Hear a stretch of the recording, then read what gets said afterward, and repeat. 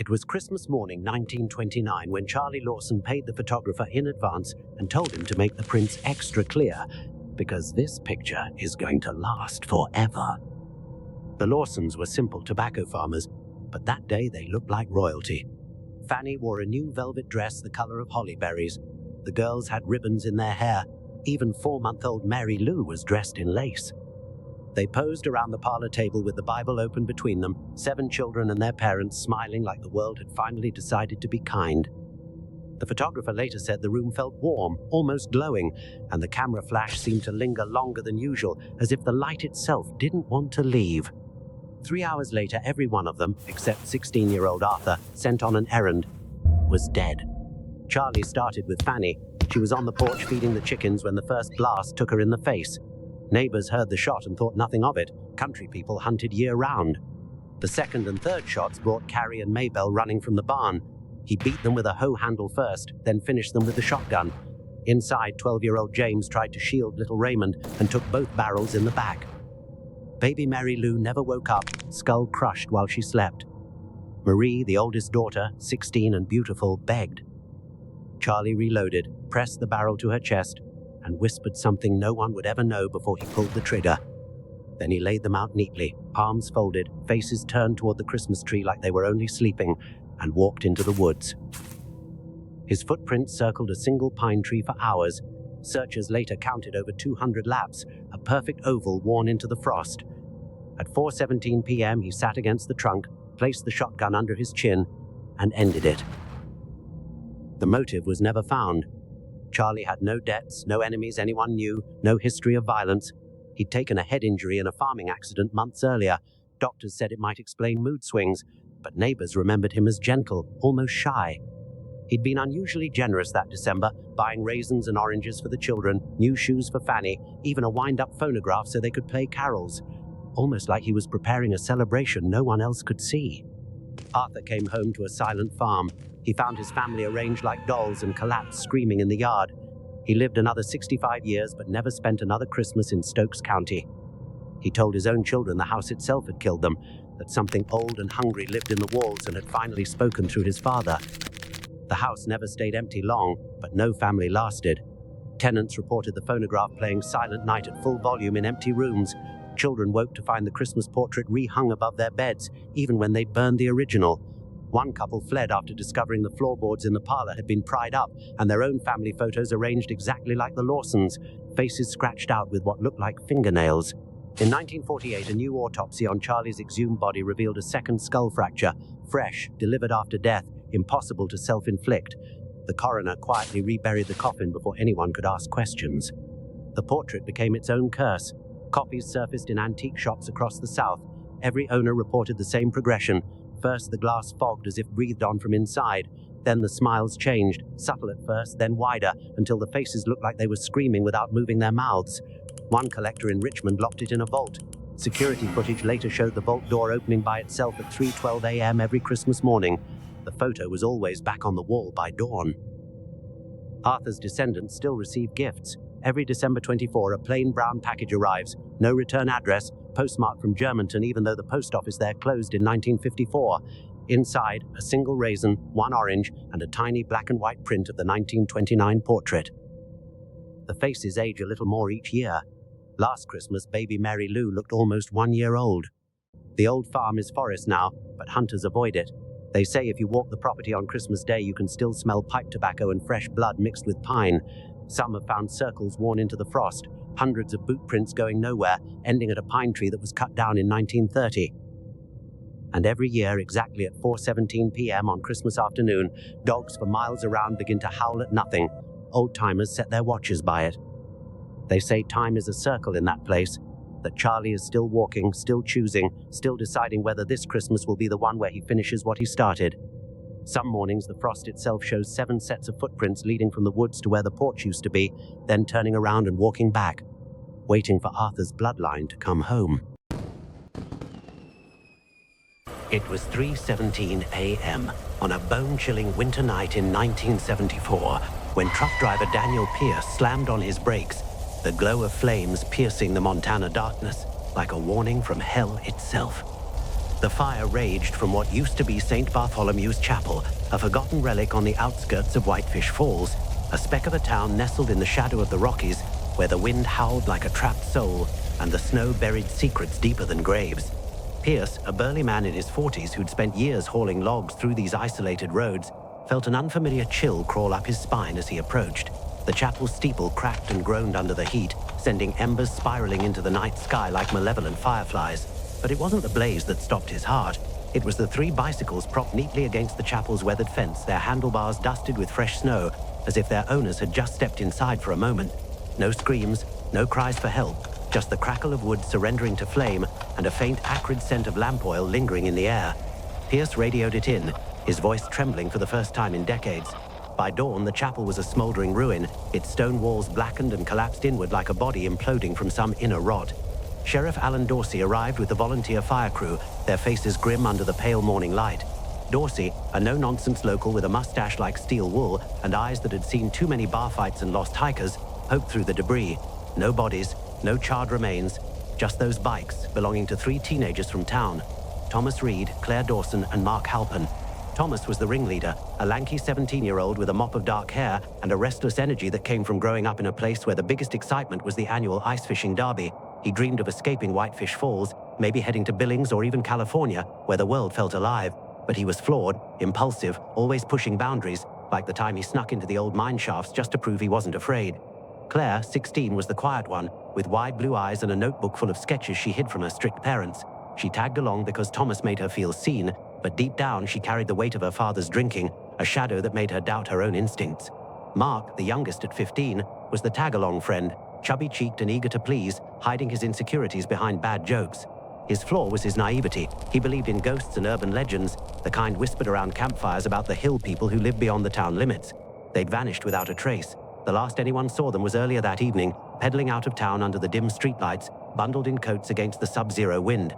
They were headed to the chapel for a school project, an interview with Reverend Albert Graves, the retired preacher who'd once led services there before the congregation dwindled to nothing. Graves was a ghost himself these days, rarely seen, living in a ramshackle parsonage nearby. The kids thought it'd be easy: ask about local faith history, record it on Thomas's clunky tape recorder, and pedal home before curfew. But as Dorsey sifted through the ashes, he found something that twisted his gut: a half-melted metal emblem, a circle enclosing an inverted cross, etched with faint runes that looked like they'd been clawed by desperate fingers. Arson, no doubt. The oil trails led from the altar straight to the doors, as if someone had wanted to trap whatever or whoever was inside. Rumors spread like the fire itself. Maybe the kids started it as a prank gone wrong, or perhaps it was outsiders, drifters from the highways. But Whitefish Falls was too small for secrets to stay buried long. Whispers in the diner spoke of strange lights in the chapel windows late at night, even though it had been abandoned for years. Old-timers recalled gatherings in the woods, chants carried on the wind like distant thunder. Dorsey dug deeper. He questioned the families first. Thomas's mother, a weary waitress named Ellen, clutched a rosary as she recounted how her son had been acting odd lately, staying out late, sketching symbols in his notebooks that looked like that damned emblem. He said it was for art, she murmured, her voice cracking. Claire's father, a mill worker with calloused hands and a short temper, dismissed it at first. Girls always daydreaming, probably ran off. But his eyes betrayed fear, the kind that comes from knowing your home isn't as safe as you pretend. Mark's parents were devastated. Their boy was the baby, the one who still believed in Santa until he was 12. He wouldn't just leave, his mother sobbed. The sheriff's office was a cramped room in the town hall, smelling of stale coffee and pine air freshener. Dorsey pored over old records, the fluorescent lights buzzing overhead like insistent insects. That's when he stumbled on the first thread: the Order of the Hollow Faith. It wasn't much at first, a footnote in church archives from the 1950s, a splinter group from the local Lutheran congregation led by a charismatic young preacher named Albert Graves. They'd broken away over doctrinal differences, whatever that meant in a town where faith was as routine as breathing. The order believed in something darker, purification through emptiness. Hollow the vessel, their creed went, so the divine may fill it. Rumors from back then spoke of midnight sermons in the forest, where members fasted until hallucinations set in, claiming visions of an entity waiting beneath the earth. Graves had been their leader, a tall man with piercing grey eyes and a voice like velvet over gravel. He'd vanished 2 years prior, in 1972, after a supposed accident, a fall down the parsonage stairs. His death certificate was on file, signed by the county coroner. But Dorsey visited the parsonage anyway, a sagging wooden house swallowed by overgrown pines. The door creaked open on rusted hinges, and inside, the air was thick with dust and something metallic, like old blood. Papers scattered across the floor, ledgers with names, dates, and cryptic entries. Sacrifice of the lamb, field scorched clean. animal bones in the backyard arranged in circles, and a sealed envelope addressed to no one containing a single line, "It wakes below the chapel, do not let it out." The dread built slowly like frost creeping across a window pane. Dorsey returned to the chapel ruins with a team, their flashlights cutting through the falling snow. Beneath the altar, hidden by a trap door that the fire had warped but not destroyed, they found the chamber. Stone steps led down into a damp earthen room that smelled of mildew and incense. Walls etched with that symbol, repeated obsessively, and the phrase, "We are the hollow, we wait for the return." Jars lined crude shelves, glass containers filled with pale, shapeless masses floating in murky fluid. Organs? Fetuses? No one could say. The lab in Billings later called them unidentifiable biological matter. In the center, a stone slab stained dark, as if from repeated use, and scratches on the walls, like fingernails dragging in desperation. The tape recorder changed everything. Thomas had borrowed it from the school library, and when Dorsey played it back in his office, the room seemed to grow colder. It started innocently, the kids' voices excited and breathless from the bike ride.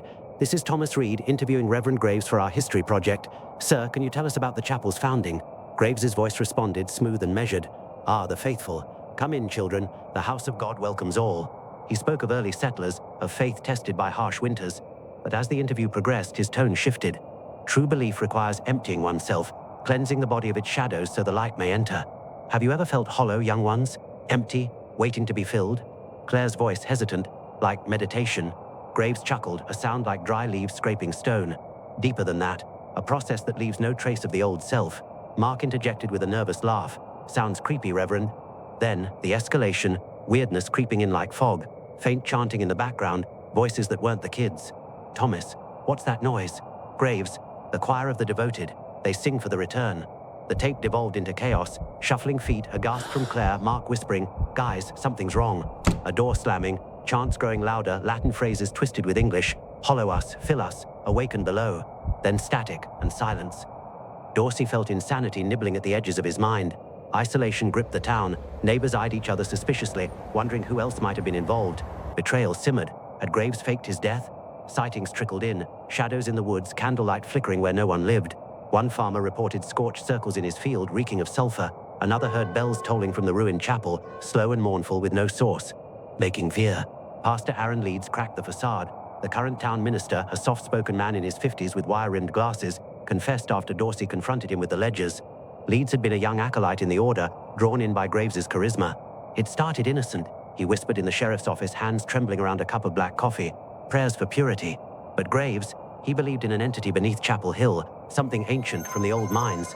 It fed on faith, he said, demanded sacrifices to prove devotion. The rituals, members carving symbols into their skin, fasting until visions came, animal blood poured into the earth, and for the chosen, a final ascension, disappearing into the chamber, never to return. Eternal purity, Leeds called it, his voice breaking. The teens' names were in the ledgers: Thomas, Claire, Mark, the chosen ones, marked for the return. The fear peaked when Dorsey explored the old mine shaft near the chapel, a yawning black mouth in the hillside, boarded up since the 40s collapse. With a lantern and a deputy, he descended. The air grew thick, oppressive, like breathing through wet cloth. Handprints smeared the walls in what looked like soot or blood. Whispers echoed, faint at first, then clearer, the same chant from the tape: "Hollow us, fill us." The deputy bolted, claiming he saw figures in the shadows, pale, hollow-eyed, reaching out. Dorsey pressed on, finding an alcove with fresh candles still warm. And a note: "They are with us now. The fire seals, but the hunger remains." Decades passed, the case growing cold like the Montana winters. Whitefish Falls moved on, but the unease lingered, a psychological scar on the collective soul. Then, in 2024, during construction for a new highway bypass, workers unearthed another tape, buried in a metal box beneath what was once the parsonage foundation. It was Graves's voice, raspy and triumphant. The fire was necessary to erase the traces, seal the chamber, but the entity, it took them willingly. The children are vessels now, filled with the light. Laughter, mad and echoing. Then, impossibly, the teens' voices, Thomas's baritone, Claire's soft lilt, Mark's stutter. "We're still here, below the hill, waiting for you." The investigator who analyzed the tape, a forensics expert from Helena named Dr. Elena Voss, vanished 2 days later. Her office was found empty, save for that symbol etched into a desk. No trace. Today, Whitefish Falls whispers of the hollow faith's return, sightings of candlelit processions in the woods, bells tolling on windless nights, a low hum beneath Chapel Hill, like a heartbeat stirring from slumber. The entity waits, feeding on the unknown, the isolation, the fragile threads of sanity, and in the quiet hours when the snow falls thick and silent, you might hear them, the chosen ones, calling from the depths. Join us. Be hollow. Be filled. They say the fog in our valley remembers things. It rolls down from the high ridges like a slow grey tide and settles over the village the week before Christmas. And when it does, people lock their doors and keep their children close. I used to think that was superstition, old-timers' stories to keep kids from wandering off in the cold. Then I heard the music. I'm the librarian here. The library is a small stone building that smells of dust and lemon oil, a place where the town's history sits in neat, brittle rows. I close at 5, but in winter the light dies early and the fog comes fast. That night, I was shelving a stack of donated hymnals when a sound threaded through the panes, thin, like someone playing a flute through a cracked bottle. It was sorrowful and patient, and it tugged at something I didn't know I had left behind. I told myself it was the radio from the bakery, or a drunk with an accordion.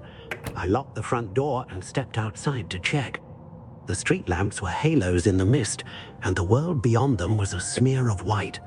The sound grew clearer, a melody that seemed to come from everywhere and nowhere at once. It was not music I recognized. It had no key, no rhythm I could count. It was a lament. I followed it because I couldn't not. The fog wrapped around my coat like a hand. The closer I got to the square, the more the air tasted like old snow and something metallic, like pennies left in a pocket too long. Then I saw them. They moved in a line, not quite touching, drifting as if the ground beneath them were a river. They were not solid. Imagine people seen through a window of boiling water, edges wavering, faces blurred. They wore clothes from different era. A soldier's greatcoat with brass buttons, a woman's shawl frayed at the edges, a child's cap with a missing pom-pom. Their mouths opened and closed to the music, but no sound came from them.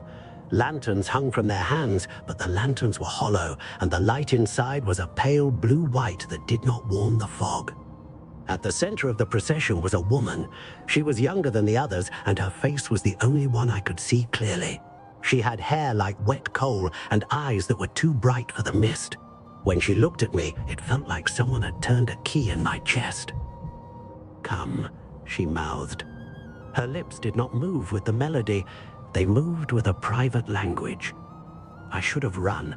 I should have slammed the library door and hidden among the stacks until dawn. Instead, I stepped forward. The villagers who saw me later said I walked like a man sleepwalking. I remember the cold and the way the lantern light painted the snow in thin blue shadows. I remember the smell of smoke and the taste of iron.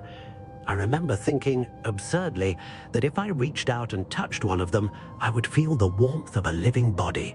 I reached. My hand passed through the woman's sleeve like mist through glass. It was colder than the air, and it smelled of river stones. For a second, no more than a breath, I felt something else, a memory that was not mine. I saw a house with a crooked chimney, a child's laughter swallowed by wind, a door left open in a storm. I saw a winter that had no end. The procession moved on. They drifted past the church, past the bakery, past the row of shuttered shops.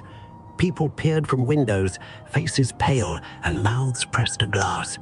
No one stepped into the street. The procession didn't hurry. It did not speak. It simply walked, and the music followed like a shadow. When they reached the old cemetery on the hill, the woman stopped and turned to me again.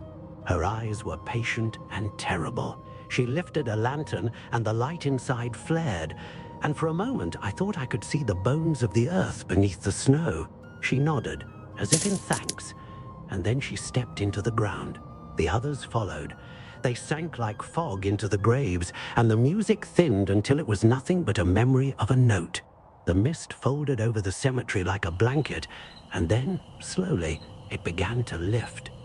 By dawn, the square was clear, the snow unmarked except for the footprints of a single man who had walked home and never spoken of what he had seen. The old man, I told myself the next day that I had imagined it. I told myself the fog plays tricks, that grief makes music where there is none. The hymnals I had been shelving that night were gone from the donation box. In their place lay a single wet feather and a scrap of paper with a child's handwriting. Don't forget us. Every year since, the procession comes. Sometimes it is a line of old soldiers, sometimes a woman with a baby, sometimes a child who looks like the one in the scrap of paper. They wander through the village, lanterns swinging, searching for warmth and light. They do not harm anyone. They do not speak. They only look. And when they look at you, you feel the weight of winters you did not live through. On the morning of Christmas, the fog lifts for good. The lanterns go out, the music fades, the village breathes again. But the people who have seen the procession carry it with them like a scar. We leave an extra candle in the window. We set a place at the table for those who cannot come. We remember. I still work at the library. I still lock the doors at 5. Sometimes when the fog is thick and the world is a smear of white, I hear that melody and I think of the woman with the bright eyes. I think of the way she nodded, as if in thanks, and I wonder what she was thanking me for.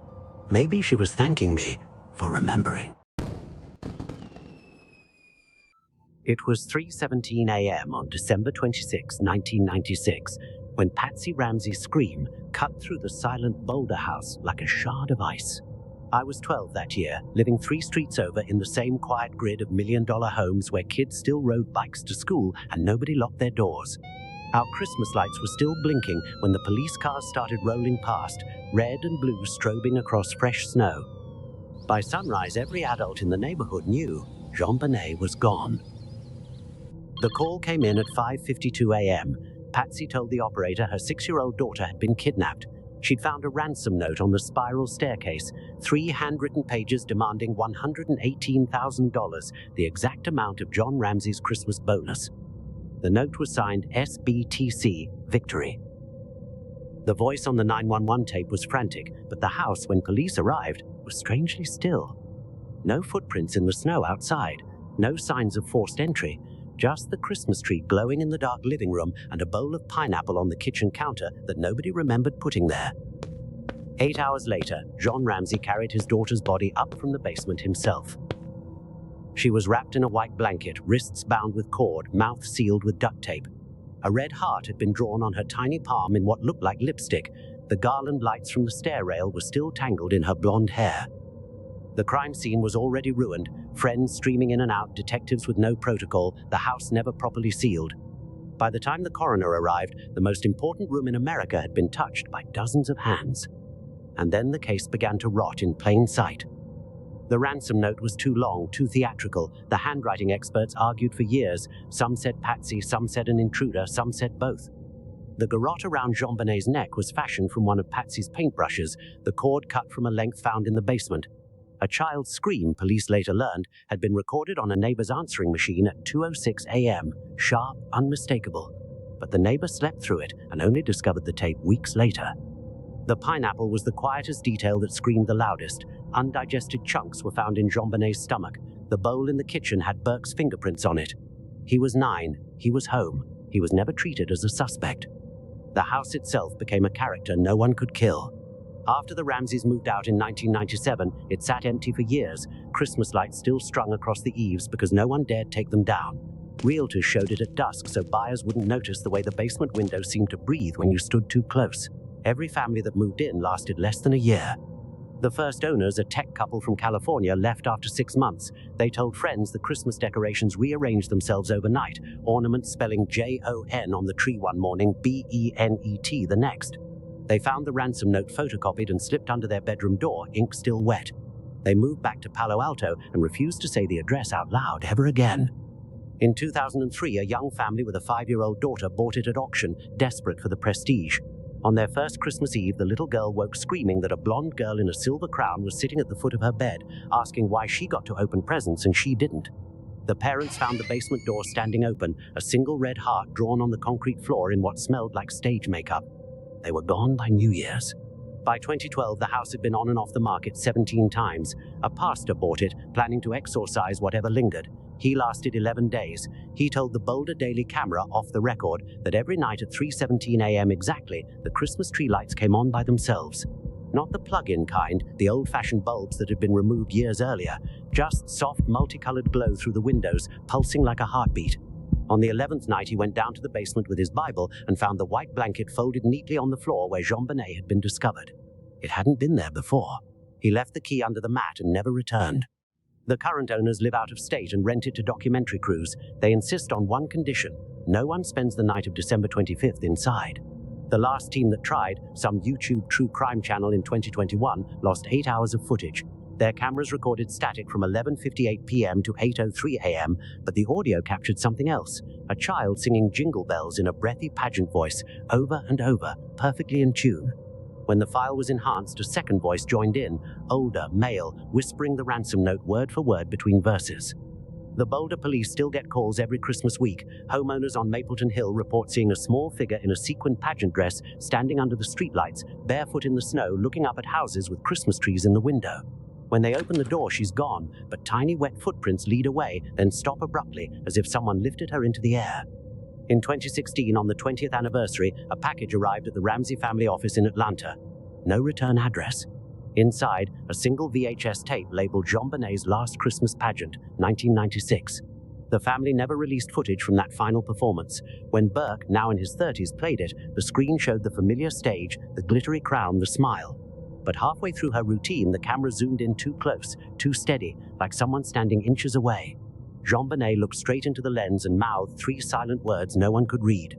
The tape ended with 30 seconds of black, and then a child's voice, clear as bells. "Daddy's looking for me in the wrong place." The tape self-erased within hours. Tex recovered nothing. Every year, the house on 15th Street still gets Christmas cards addressed to JonBenet, hundreds of them, some with glitter, some with pressed flowers, some just a single red heart drawn in crayon. The post office delivers them because the forwarding order never expired. Current tenants find them stacked inside the mailbox like someone stood there for hours, sliding them through the slot one by one. Last Christmas Eve at 3:17 a.m. exactly, every car alarm on the block went off at once. Homeowners stumbled outside to find their windshields covered in children's handprints, small, perfect, made of melted snow that refused to drip. In the middle of the street, a single silver pageant crown sat spinning slowly, as if someone had just placed it there and stepped away. By the time police arrived, it had vanished. The Ramseys are gone now. John in 2022, Patsy long before. Burke lives quietly far away. The case is cold, the evidence degraded, the theories endless. But the house remembers. And every December 26th, at the exact moment Patsy's scream first tore through the silence, the Christmas lights on 755 15th Street come on. Soft, multicolored, perfect. They stay lit for 8 hours, then they go dark again. Until next year. Because some stories don't end when the cameras leave. Some stories wait under the tree, wrapped in tinsel and duct tape, for someone new to open them. It was Christmas Eve, 1945, when the phone rang in the Sodder house for the second time, and the voice on the line laughed like someone who already knew what was coming. The first call, just past midnight, had been strange enough. A woman giggling, asking for a name Jenny Sodder had never heard. Jenny hung up, irritated, and noticed the downstairs lights still burning, the curtains wide open. The older children had promised to turn everything off. She closed the curtains herself, locked the front door she could have sworn was already locked, and went back to bed. The house settled into the deep quiet of a West Virginia winter night, only the wind worrying the colored bulbs outside and the faint creak of the roof cooling under fresh snow. At 1:30 a.m., the second call came. This time, no one spoke, just breathing, slow and deliberate, and that same low laugh fading into static. Jenny slammed the receiver down. That was the last time the phone in the house ever worked. Minutes later, she smelled smoke. The fire moved like it had been invited. Flame shot straight up the staircase, sealing the second floor in seconds. George was already screaming the children's names. Jenny and the 4 oldest made it out the front door into knee-deep snow, but the 5 youngest, Maurice 14, Martha 12, Louis 9, Jenny Jr. 8, and Betty 5, were trapped in the attic bedrooms. George sprinted barefoot to his work trucks. The ladder he kept chained to the side of the flatbed was gone. The chain lay cut on the ground, links bright as new pennies. He tried to move the coal trucks closer to use as a platform. Both engines turned over but refused to start, even though they'd run perfectly hours earlier when he parked them. Neighbors finally raised the fire department from town 6 miles away. The trucks took over an hour to arrive, unheard of, even on icy roads. By then, the house was a glowing shell. It collapsed inward with a sound like a giant exhaling, and the Christmas lights outside melted into dripping rivers of color that hissed in the snow. When daylight came, the ruin was wrong. A house that size should have left bones, teeth, something. Firemen poked through the ashes and found the kitchen stove still intact, a cast-iron monster that should have melted at those temperatures. They found Fanny's sewing machine, warped but recognizable. They found nothing of 5 children. The official explanation arrived quickly. Cremation. Temperatures hot enough to reduce bodies to ash. Case closed.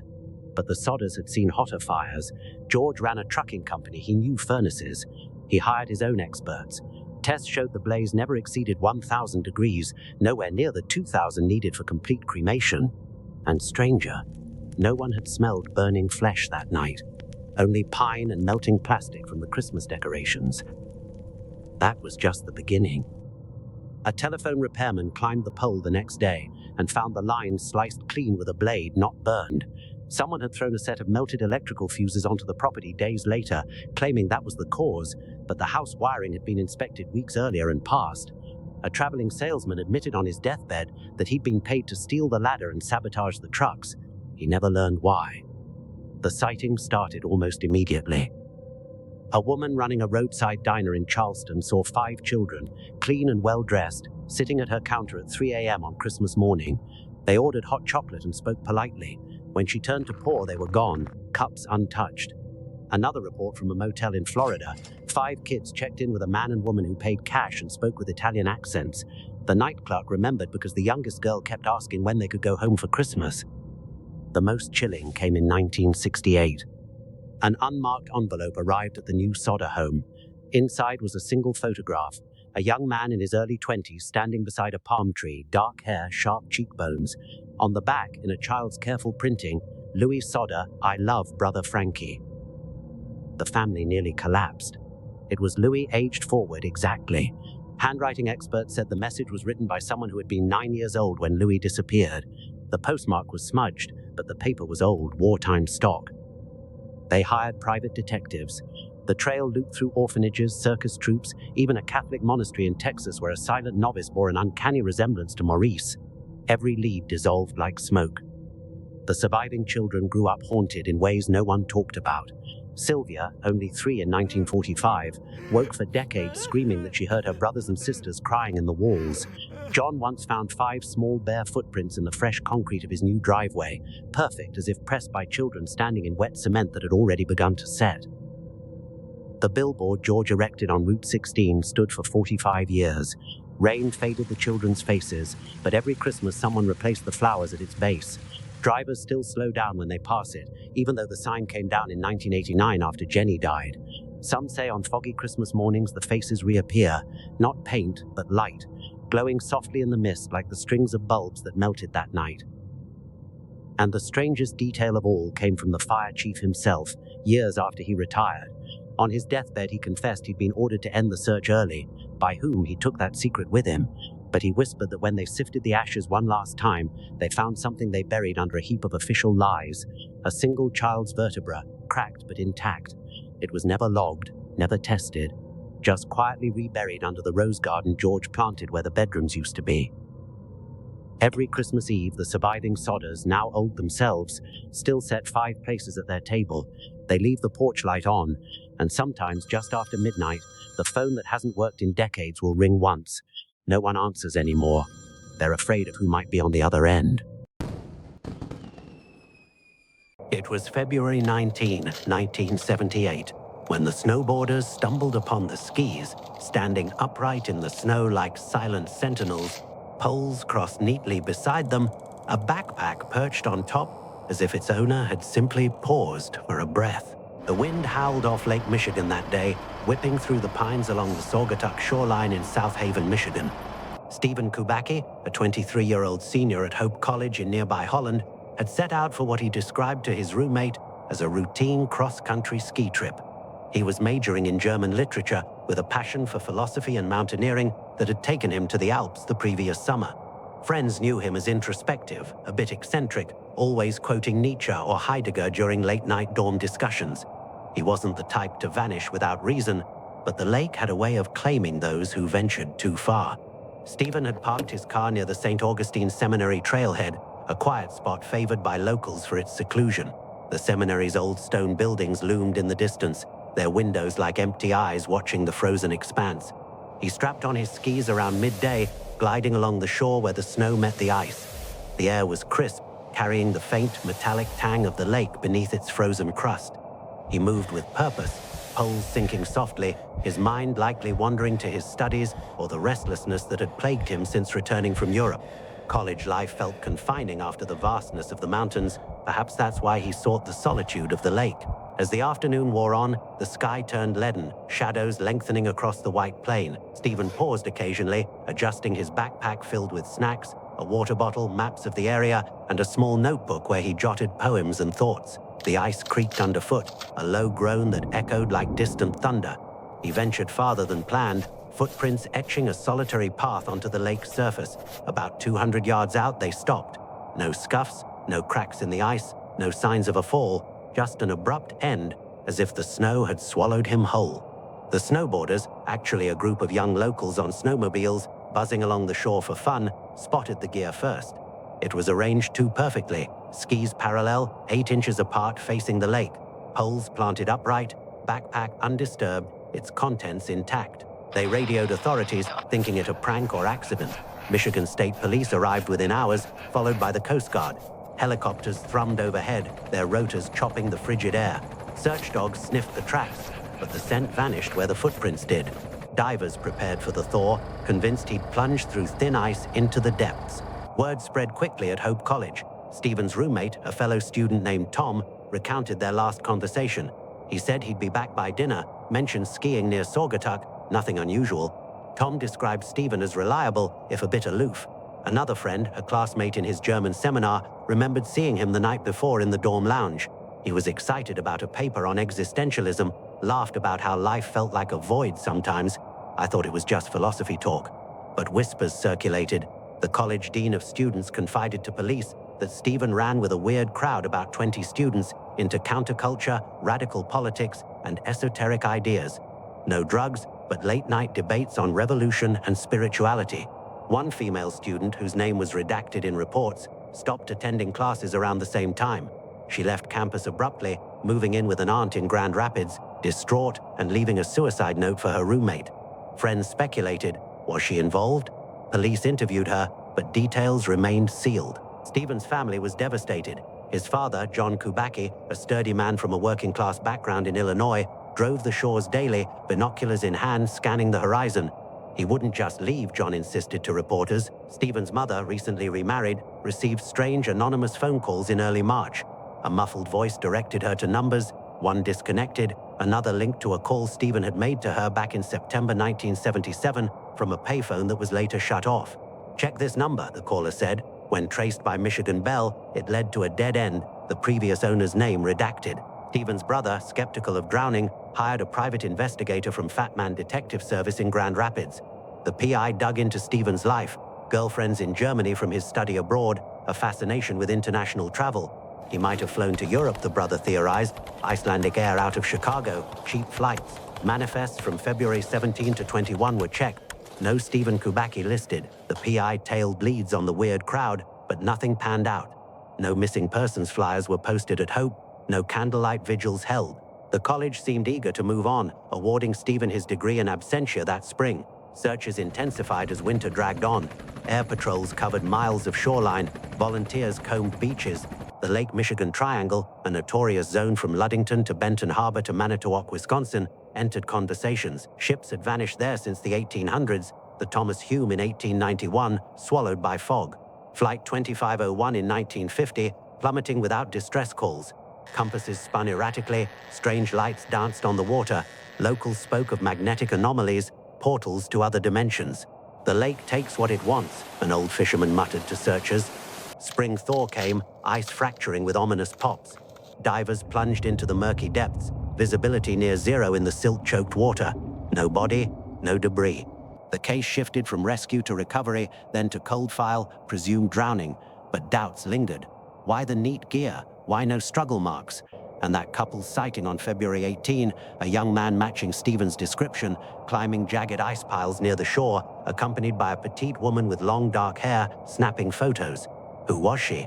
Stephen's friends swore he had no local girlfriend, all his romances were overseas. The woman vanished from the narrative like a ghost in the mist. 15 months ticked by in agonizing slowness. The world moved on. Jimmy Carter brokered peace in the Middle East. The Iran hostage crisis loomed. In the Kubacki home, Stephen's room remained untouched, books on shelves, climbing gear in the closet. His father aged visibly, lines etching deeper into his face. Then, on May 5, 1979, a miracle, or something stranger. In a grassy meadow outside Pittsfield, Massachusetts, over 700 miles east, a man stirred awake. The sun filtered through leaves, birdsong piercing the quiet. He sat up, disoriented, head pounding as if from a long fever dream. His clothes were alien, scuffed running shoes, ill-fitting pants, a t-shirt from the 1978 Door County Marathon in Wisconsin, a race he'd never entered. New glasses perched on his nose, prescription perfect but style unfamiliar. Beside him, a backpack, not his original, stuffed with maps, routes from Sacramento to San Francisco, Reno trails, Chicago streets, Utah canyons. Folded hitchhiking signs, east, west, $40 crumpled in his pocket. He stumbled to a nearby road, found a payphone at a gas station. Fingers trembling, he dialed collect. "Dad? It's Steve." John Kubacki's voice cracked on the line. Disbelief, then tears. "Prove it." Stephen recited family lore, the scar from a childhood bike crash, the name of their old dog, Buster. Police were called, fingerprints confirmed. Stephen Kubacki, presumed dead, was alive. Medics examined him in Pittsfield. No malnutrition, no injuries. Physically, he seemed to have thrived, muscles toned, as if he'd hiked cross-country. But his mind? A blank slate. "Last I remember," he told detectives in a soft, unsteady voice, "I was on the ice, looking out. Felt a pull, like the lake was whispering. Then, nothing. Woke up here." Psychiatrists diagnosed possible dissociative fugue, a rare amnesia triggered by stress, where one wanders, assumes a new life. But fugues rarely last over a year, most resolve in days. And the maps? The marathon shirt? It suggested deliberate travel, yet Stephen swore ignorance. He returned to Michigan amid media frenzy. Reporters camped outside his family's home. Headlines screamed "Miracle on the Lake" or "Amnesia Mystery." Stephen shunned interviews, enrolling back at Hope to finish his degree properly. He graduated, then pursued a PhD in clinical psychology, becoming a professor, department chair, even a Fulbright scholar. He climbed mountains again, Everest Base Camp, the Rockies, chasing heights to fill the void. Married, had children, built a life. But the shadows followed. In quiet moments, fragments teased him, dreams of endless running through forests, hitchhiking under moonless skies, voices murmuring in unknown tongues. A sense of being displaced, like his body had been loaned out. He tried hypnosis in the 1980s, sessions yielding flashes, secret meetings in dimly lit rooms, revolutionary talks with shadowy figures, spiritual visions of multiverses overlapping. He dismissed them as fantasies, but the unease grew. Decades later, the internet revived the case. Forums buzzed with theories: UFO abduction in the Triangle, government black ops, interdimensional slip. Some claimed he faked it for attention, others pointed to the anonymous calls as clues to a planned escape. Stephen remained silent until 2025, 47 years on, when he published his memoir, The Disappearance: Conspiracy, Revolution, Revelation. In it, he claimed the truth. No amnesia, but a deliberate vanishing. As a rebellious student, he joined the Nexilistic Revolutionary Front, a fictional or fringe group. He described secret missions, political awakenings, journeys across America and beyond, spiritual encounters in interdimensional realities, clandestine operations, hidden alliances. He faked the disappearance to escape, to transform. But was it real? Critics called it delusion or hoax. Believers saw revelation. Yet even in the book, gaps lingered. Why the neat skis, the woman on the ice, the calls? Stephen wrote of a pull that day, a whisper from the lake that wasn't just wind, something older, pulling strings. Nights now at 70, Stephen stares at maps, routes etching familiar paths he can't place. The wind outside his window sounds like ice groaning. What if the memoir was a mask? What if the amnesia was partial, hiding something that followed him back? Because sometimes, in the dark, he hears it. Footprints crunching snow, leading nowhere. A voice, faint but insistent, calling from the void. What pulled Stephen Kubacki that day? And what if it's still out there, waiting for the next wanderer? The lake keeps its secrets. But listen closely. The whisper might be for you. It was 9:28 p.m. on Christmas Eve 2008 when the doorbell of the Ortega house rang with perfect Christmas cheer. 3 short chimes followed by a deep, theatrical ho ho ho. 8-year-old Katrina Ortega raced to answer it, barefoot on the tile, convinced Uncle Jose had hired a Santa again. Her mother laughed from the kitchen. "Tell Santa the cookies are almost ready." 25 relatives filled the Covina house. Music, tamales, children tearing into early gifts. The front door opened onto pure nightmare. The man in the Santa suit was 6'3", beard snow white, costume rented that afternoon from a shop 30 miles away. He smiled down at Katrina, raised a 9mm semi-automatic, and shot her point blank in the face. The beard muffled the sound just enough that the first scream came a full second later. Bruce Pardo, bitter ex-husband of the family's beloved Leticia, had come prepared. Under the red velvet coat, he wore a mechanic's jumpsuit rigged with compressed air tanks and a homemade flamethrower. In his gift sack, 4 more handguns and a gasoline sprayer disguised as a wrapped present. He moved through the house like he'd rehearsed it for years, shooting, igniting, laughing under the beard in a voice too deep to be human. Ornaments exploded into glass shrapnel. The Christmas tree became a blowtorch. Wrapping paper caught and curled like burning skin. Some tried to run. He hunted them down, bells jingling softly with every step. One cousin hid in a bedroom closet and heard the slow drag of boots across carpet, the whisper of, "I know you're in here," in a voice that sounded like Santa if Santa had swallowed gravel and hate. She survived by crawling out a window as flames licked the walls. When firefighters arrived, the house was an inferno. 9 bodies were recovered, some burned beyond recognition, some still clutching melted gifts. Pardo fled in a rented car, drove 30 miles to his brother's empty house, doused himself with gasoline from the spare tank he kept in the trunk, and shot himself. The Santa suit melted into his skin. Firefighters had to peel red polyester off bone to identify him. That should have been the end, but Christmas refused to let it die. The surviving Ortegas rebuilt on a different street. The 1st December in their new home, the doorbell rang at 9:28 p.m. sharp. No one was there, only a single red mitten on the mat, smelling faintly of smoke. Security cameras showed nothing, no one approached, no wind moved it into frame, just the mitten appearing between one frame and the next.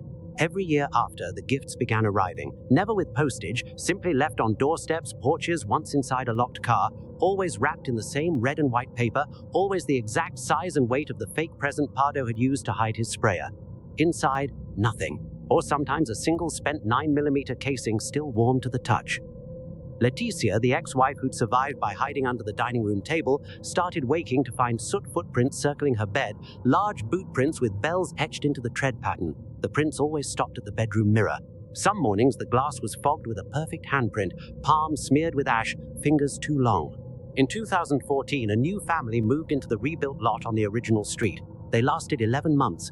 The wife called police hysterical one Christmas morning, claiming a man in a charred Santa suit stood in their backyard holding a little girl's melted doll. When officers arrived, the figure was gone, but the doll lay in the grass, still smoking though the temperature was 32 degrees. Security footage from neighbors captured 37 seconds no one can explain. A red shape walks up the empty driveway at 9:28 p.m. on December 24, stands motionless in front of the door for 20 seconds, then walks away. The doorbell never rings, motion sensors never trigger. The figure simply exists in the footage like a tear in reality. Katrina, the little girl shot in the face, survived against all odds. Doctors rebuilt her jaw with titanium plates. Every Christmas Eve, she wakes screaming that she hears bells coming from inside her skull. In 2022, an MRI revealed something impossible, a perfect circle of metal fragments embedded in a pattern that, when enhanced, forms tiny bells. The surgeons who removed the initial bullet fragments swear they took everything out. Last year, the surviving Ortegas received a new kind of package. Inside the familiar red paper, a DVD labeled Naughty or Nice 2024. When played, it shows 30 minutes of their own homes filmed from inside bedrooms at night, children sleeping, Christmas trees glowing.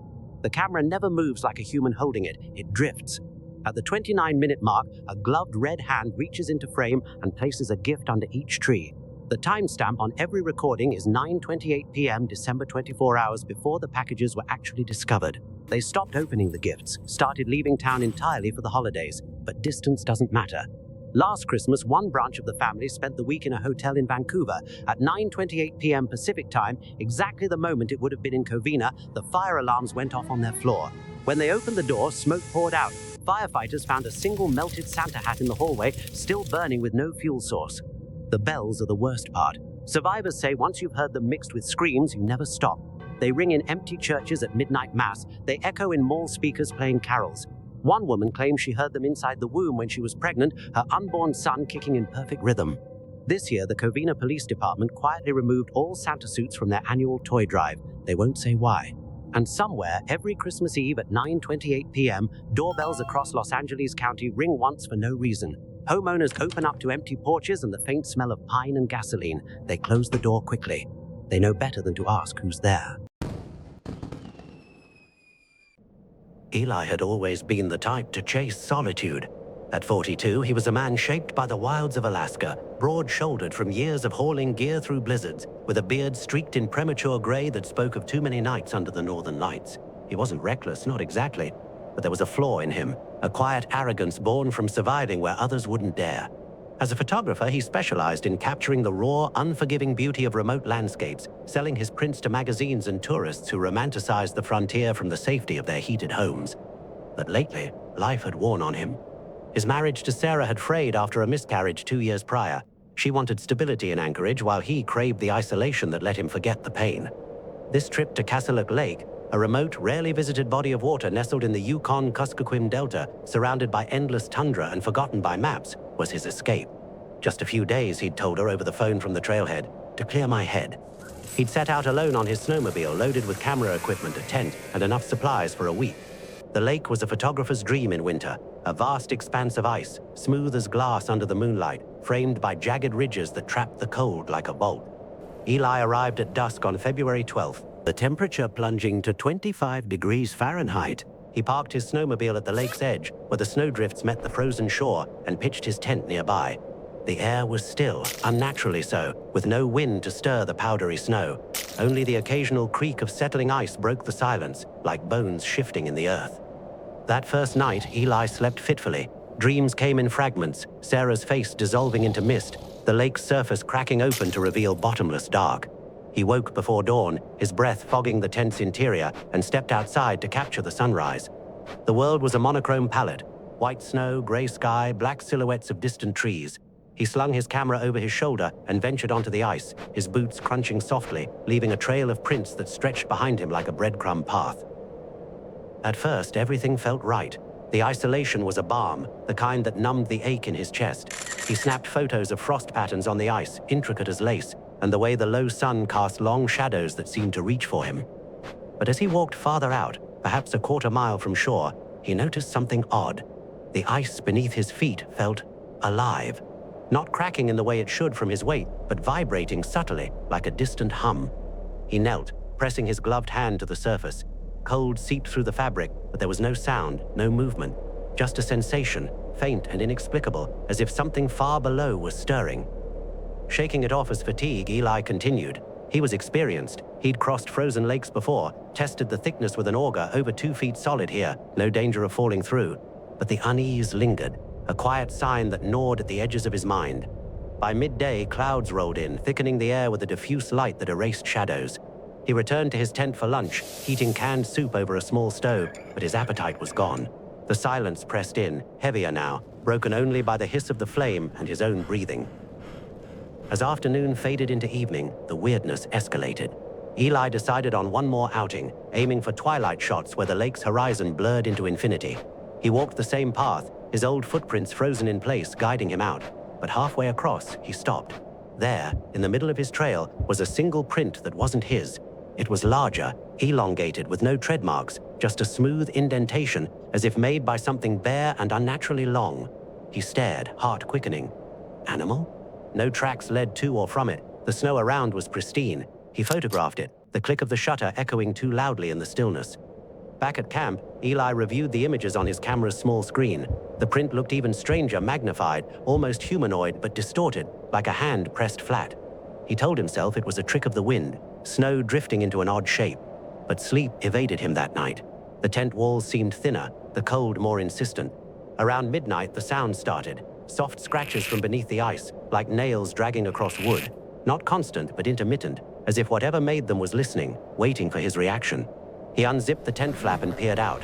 The lake was a black mirror under the stars, unbroken. No wind, no animals, just the vast, empty expanse. By morning, dread had taken root. Eli packed his gear slowly, his hands trembling not from cold but from a growing paranoia. Was he losing it?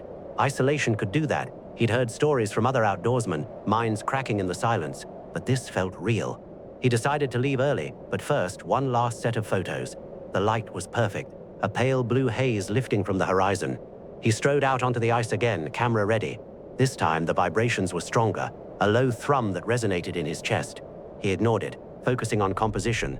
Then, a shadow flickered at the edge of his vision, something dark, sliding under the ice.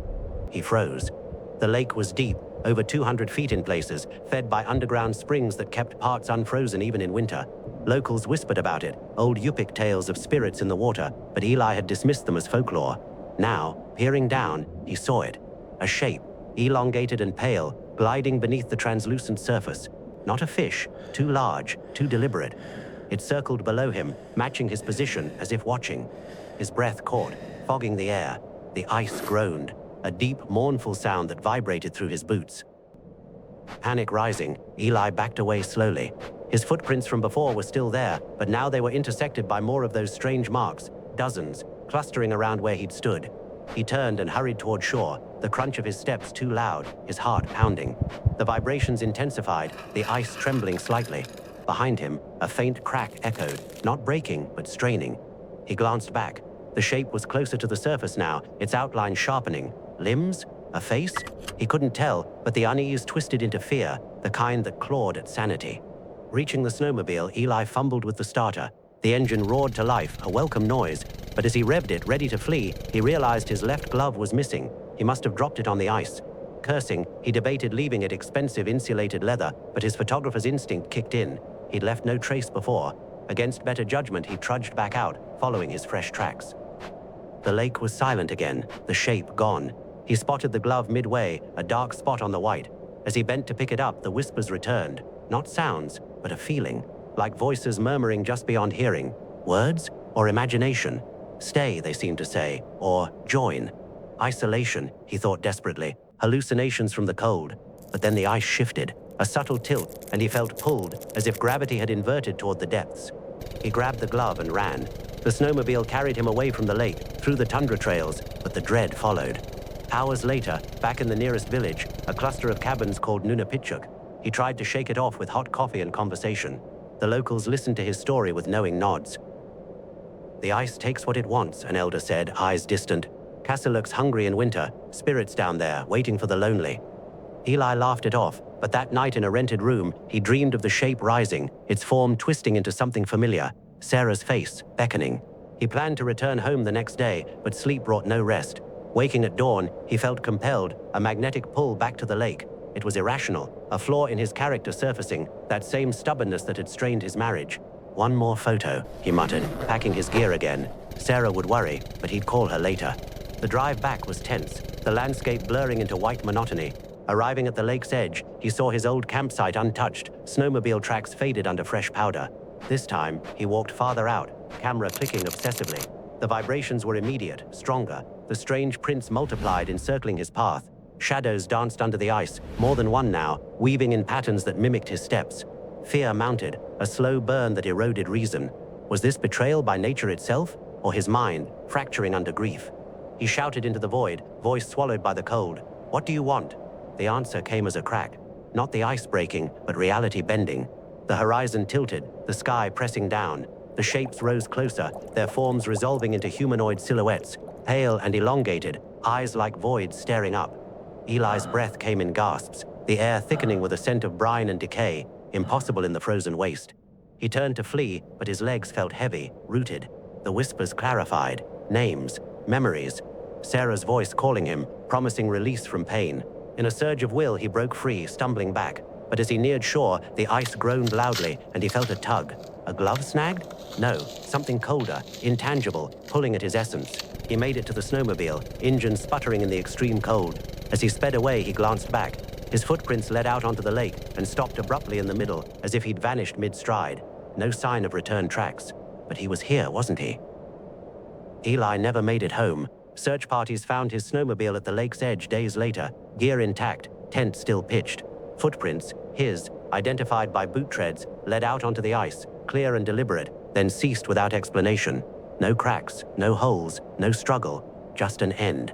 Locals murmured of the ice taking him, ancient spirits or something older, lurking in the depths where warm springs defied the freeze. Weeks passed. Then, over 10 miles away in a remote ravine, a trapper found a single glove, Eli's, confirmed by Sarah from a monogram inside.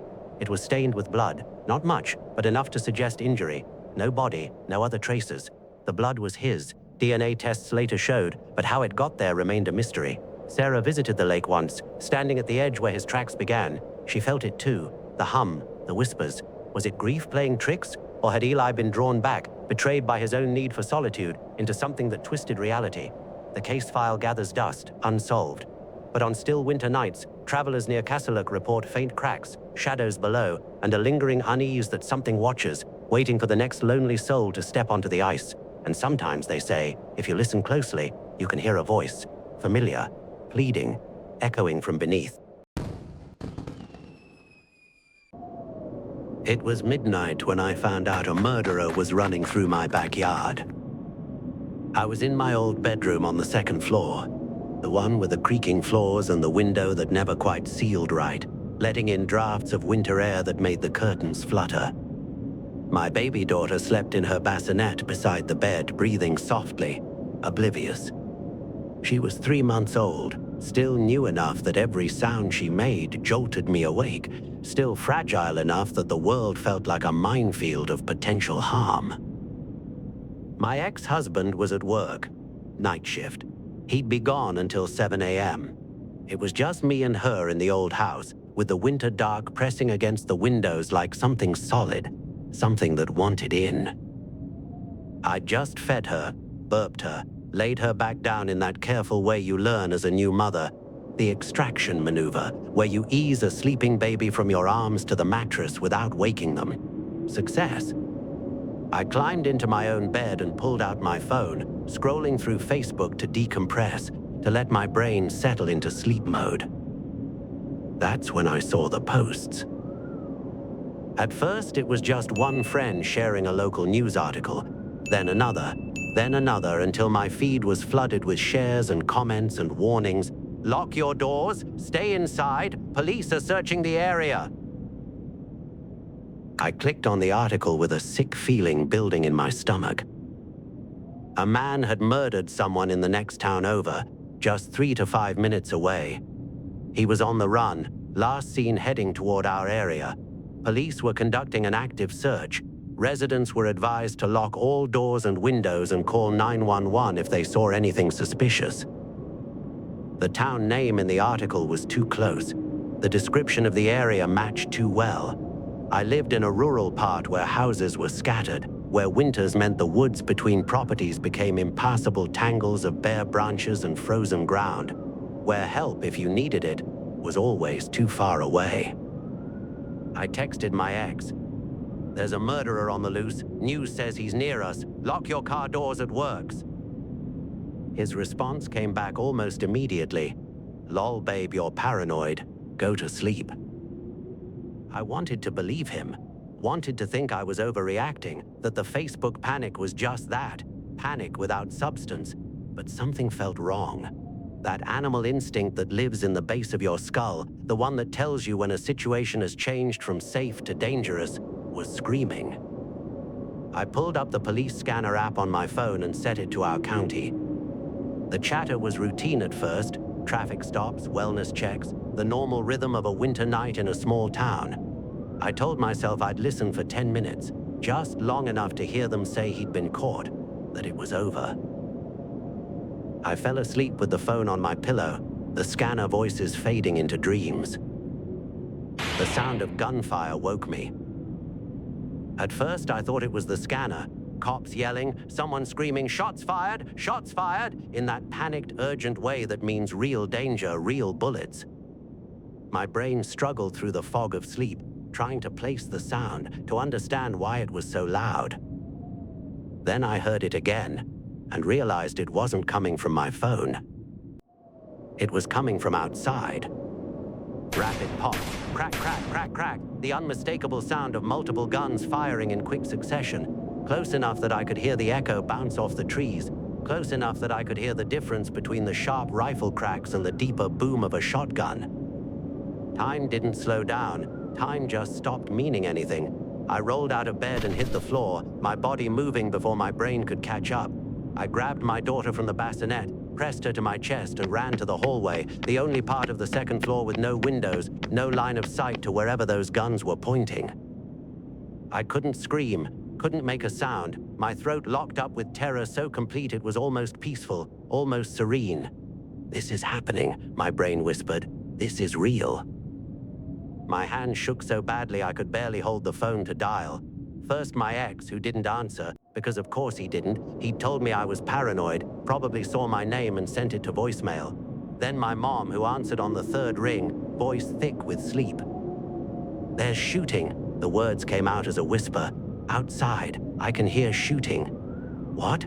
Honey, are you sure? She was waking up, trying to understand.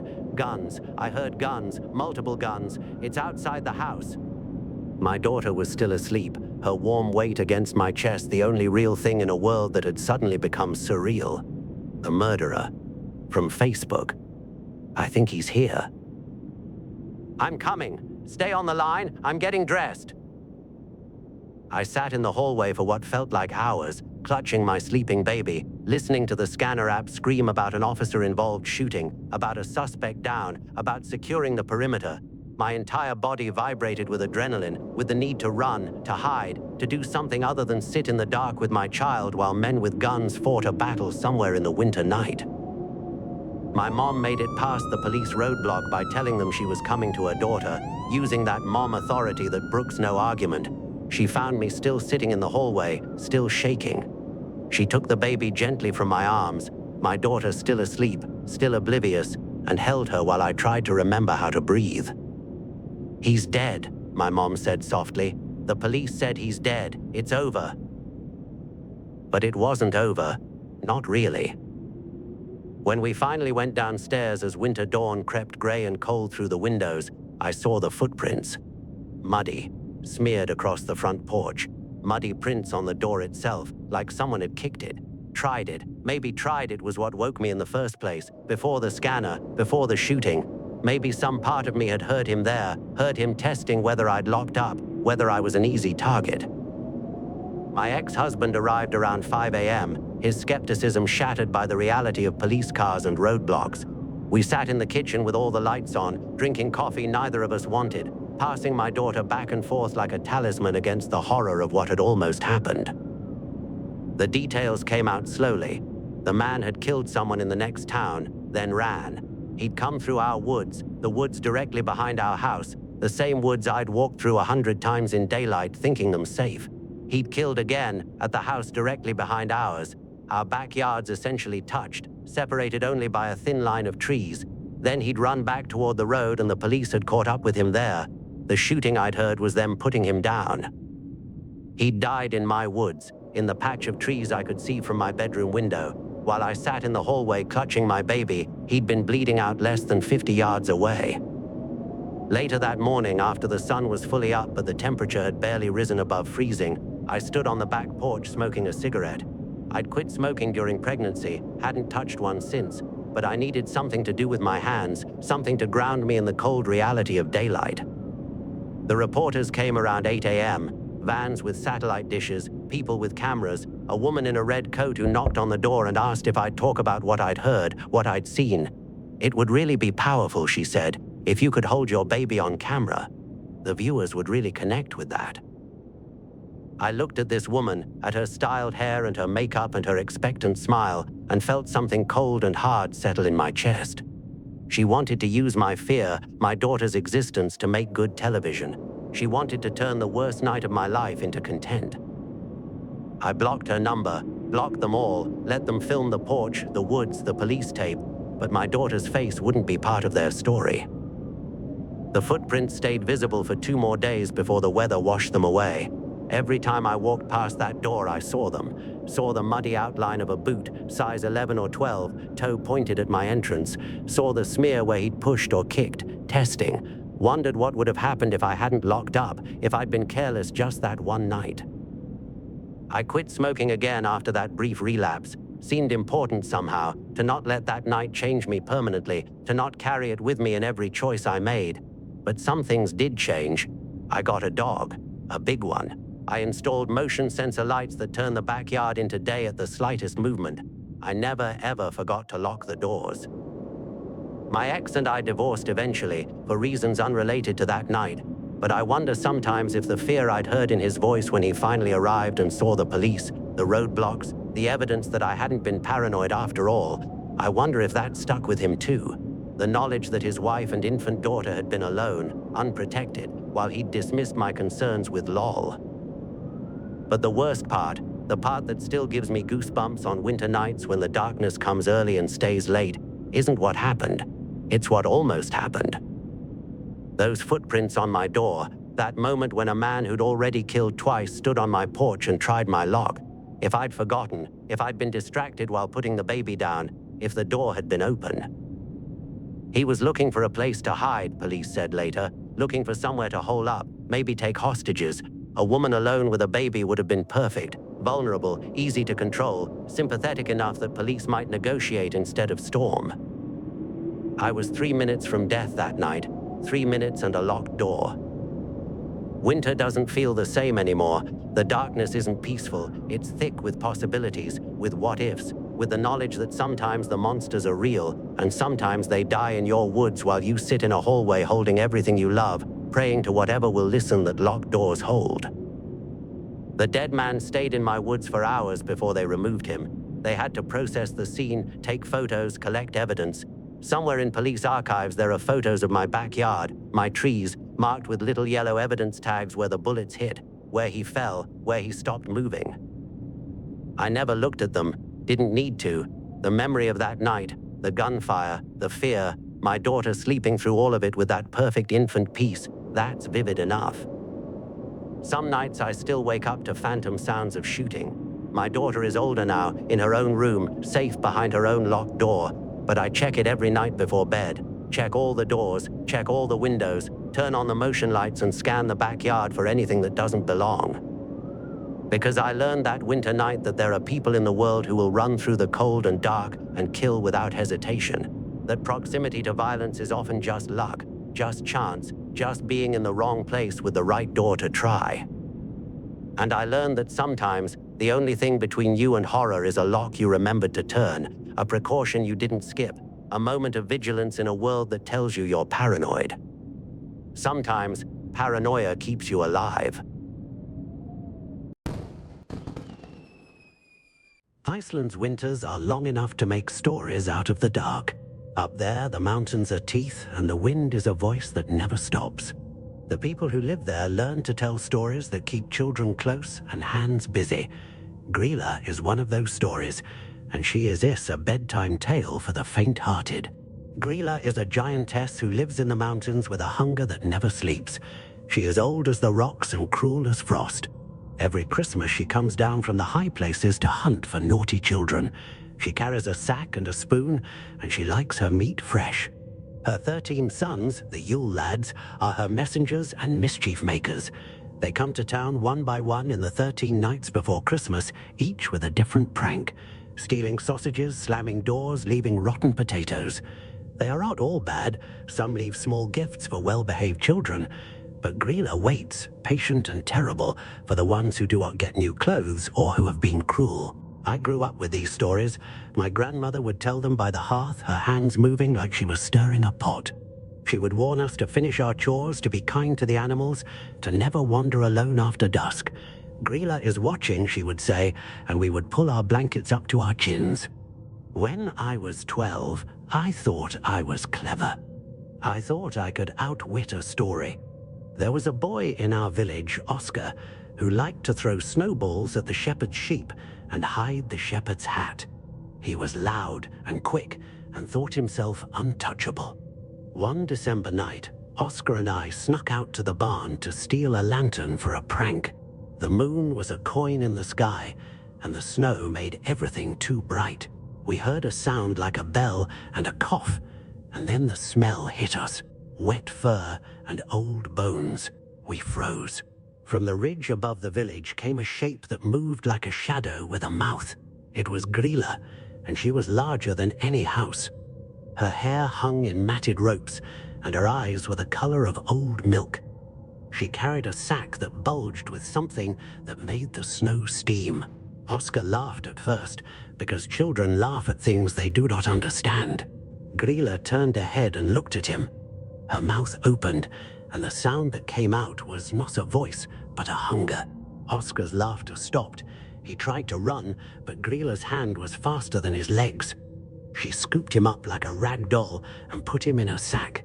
He kicked and screamed, and the sack smelled of damp wool and fear. I ran. I ran until my lungs burned and my feet were numb. I told my grandmother, and she didn't look surprised. She only shook her head and said, "You should have listened." The next morning, Oscar's house was empty. His bed was made, his boots were by the door, and his mother sat at the table with her hands folded and her eyes like stones. People said he had run away. Some said he had been taken by wolves. No one said Grilla's name aloud. The Yule lads came after that, one by one, each leaving a small sign of mischief. A spoon gone from the kitchen, a window left open, a bowl of porridge overturned. They were a reminder that the world had rules, and that the rules were enforced by things that didn't care for excuses. There is a darker part of the story that my grandmother never told us in full. It is about the Yule cat, Grilla's monstrous pet. The cat is enormous, with eyes that glow like coals. It prowls the countryside on Christmas Eve, and it eats anyone who has not received new clothes for the season. The cat's hunger is practical. In a place where wool is life, new clothes you have been provided for. No clothes, no protection. The cat's teeth are the law. I learned to knit that winter. I learned to mend and to sew and to give away what I could. We all did. The village became a flurry of needles and yarn, and even the men who swore at the cold sat by the fire and stitched. We did not speak of Grilla, but we worked as if the giantess were a tax collector who took what we could not pay. Years later, when I left the island for the city, I told myself I had outgrown the stories. I told myself they were for children and for people who lived too close to the mountains. But every December, when the wind comes down from the north and the lights in the city seem thin and fragile, I feel the old fear like a hand on my shoulder. I think of Oscar in a sack, of a cat with eyes like coals, of a mother who sits at a table and doesn't cry. Grilla is a story about hunger and consequence, but she is also a story about community. She is the reason we knit and mend and leave a bowl of porridge on the doorstep. She is the reason we teach our children to be kind, because in a place where winter can take everything, the smallest acts of care are the only things that keep the darkness at bay. If you ever find yourself in Iceland in December and someone tells you to finish your chores, do it. If a neighbor offers you a sweater, accept it with both hands. And if you hear a bell on the ridge, do not laugh. Some stories are warnings dressed as monsters, and some monsters are only the shape of the things we refuse to do for one another. It was 2:47 a.m. when my uncle started screaming. I need to back up. This didn't start in December, in the deep freeze of that winter night. It started over a year earlier, in October, when my sister burst into my room with her face drained of color and her hands shaking. "There's someone outside my windows." October was hot that year, unseasonably warm, the kind of weather that makes you sleep with windows cracked open, makes you lazy about locks. Our house backed onto woods, dense enough that during the day they felt peaceful, mysterious. At night, they were just dark. My sister had been doing homework, hunched over her desk with her lamp on, when she heard it. Footsteps in the leaves. Not the random crunch of an animal, but the deliberate rhythmic press of human feet. She'd frozen, listening as the sound grew closer, closer. until it stopped directly outside her ground floor window. We ran out together, me grabbing a flashlight, her gripping my arm hard enough to bruise. I swept the beam across the yard into the tree line.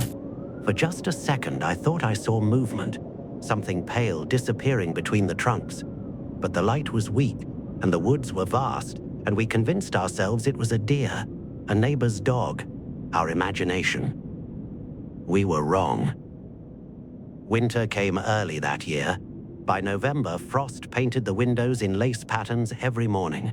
The first real snow fell just before Thanksgiving, and I remember feeling childlike joy as I watched the fat flakes drift down, accumulating in soft mounds. I loved winter, loved the way it transformed everything into something clean and new. The day after the first snowfall, I went exploring in the woods. The snow had that perfect consistency, thick enough to crunch satisfyingly under boots, fresh enough to be unmarked. I climbed my favorite tree, an old oak with branches like a ladder, and sat there looking out over the winter landscape. That's when I saw them. Footprints. They started far back in the woods, maybe 100 yards from our house. They wound between trees, around bushes, following no path I recognized. But they all pointed in one direction, toward us. The trail ended at a rusty wire fence that marked the edge of our property, covered in snow except where the footprints stopped. Where they stopped, the snow was disturbed, trampled, like someone had stood there for a long time. Stood there looking at our house. I slid down from the tree so fast I scraped my palm raw on the bark. I followed the prints back as far as I dared, but they just went deeper into the woods, vanishing into the twilight between the trees. When I got back inside, I told my parents.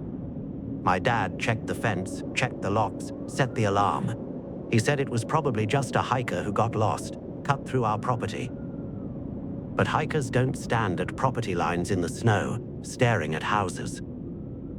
The incident stopped for a while, long enough that I almost forgot. Long enough that when October came around again, over a year after my sister's first scare, I'd relaxed. The woods were just woods. The sounds were just sounds. Then my door opened in the dark. I always slept with my door closed and locked. Always. It was one of those quirks I'd developed, needed that barrier, that privacy, that sense of security. So when I woke to the sound of my doorknob turning, to the whisper of hinges moving, my heart stopped before logic could catch up. My room was pitch black. No moonlight, no streetlight, just the kind of absolute darkness you get in October before daylight saving ends, when 3 a.m. is as dark as the void. I lay frozen, blankets pulled up to my chin, listening to my door creak slowly open. I waited for footsteps, for breathing, for something. Nothing came. With shaking hands, I found my phone on the nightstand and texted my family group chat. Did someone just open my door? The responses came back one by one. No, no, no. I grabbed the baton I kept by my bed, one of those collapsible metal ones, and crept to the door. My father met me in the hallway, kitchen knife in hand, his face grim. We searched the house together. Every room, every closet, every shadow. The alarm was set, every door was locked, every window latched. Nothing. No one. But my door had opened. I knew it had. The air in my room had changed, the temperature drop you get when a closed space is suddenly exposed to the rest of the house. I hadn't imagined it. We changed the locks the next day. We added motion sensors. We rechecked the alarm. Winter deepened, and for a while I thought maybe we'd scared him off, whoever he was. Maybe the security measures had worked. Then December came, and my uncle saw him. My uncle and his wife were visiting with their baby, staying in our finished basement. It was the dead of winter by then, the kind of cold that makes the house creak and groan, that seeps through walls and under doors. Snow lay thick everywhere, pristine and undisturbed. Until it wasn't. My uncle woke around 2:30 a.m. with that feeling. You know the one, the primal awareness that you're being watched. He opened his eyes to see a face in the window. A man, thin, almost skeletal, shivering violently in the cold. His hair was long, flowing past his shoulders in tangled strings. He was leaning to the left slightly, his breath fogging the glass, just staring at my uncle and the sleeping baby beside him. My uncle grabbed his daughter and ran upstairs screaming. We all woke to chaos, everyone shouting, lights blazing on, my father calling 911 while my mother corralled us away from windows. By the time police arrived and we went outside to check, he was gone. But he'd left evidence this time. In the thin line of dirt that bordered the basement window, pressed into the narrow strip the snow hadn't quite covered, was a partial footprint. Just the toe of a sneaker, but visible enough, clear enough. It matched where the man had been leaning, left foot forward, body tilted, exactly as my uncle described. Police took photos, took statements. They searched the woods with flashlights, but you could hide 100 people in those trees in winter darkness. They found nothing. No tracks led away from the house. The snow was too disturbed by their own boots by the time they thought to look. No one was caught. No answers came. We stayed on high alert after that. Every sound was investigated, every shadow checked. The winter pressed in around us, dark and cold and endless. I barely slept. It was maybe 2 weeks later when I reached my breaking point. I'd been lying awake for hours, too anxious to sleep, too exhausted to stay alert. The stress was crushing. Finally, around 1 a.m., I gave up and unplugged the dim Christmas lights I'd been using as a nightlight. They were too bright, keeping me awake. I pulled a pillow over my head to block out any remaining sound and finally started to drift off. Then I heard it, a quick strum on a guitar. My sister's acoustic guitar sat in the corner of her room, just down the hall from mine. The sound was unmistakable, fingers brushing strings, too deliberate to be the house settling, too musical to be anything but human. Then something fell. Not a big crash, but the distinct sound of an object toppling, followed by hands catching it. That fumbling sound of someone trying to stop something from hitting the ground and only partially succeeding. Someone was in the house, inside, with us. I lay rigid under my pillow, saliva building in my mouth as fear locked my throat. Every instinct screamed at me to move, to run, to do something, but I couldn't. If I moved, if I made a sound, they would know I was awake. They would know I'd heard. I don't know how long I lay there, minutes that felt like hours, listening to my own heartbeat thunder in my ears, waiting for footsteps in my room, for my door to open again, for hands to reach out of the darkness. Then my sister whimpered. The sound broke the paralysis. I grabbed my phone and baton and burst into her room, light blazing, yelling, "Get out! Get out!" She sat up screaming, and then the whole house was awake again. My parents, my uncle, everyone running, lights on, doors opening. We checked everywhere. Her guitar was fine. Nothing was out of place. But my sister had heard it too, woken to the sound of movement in her room, the sense of a presence.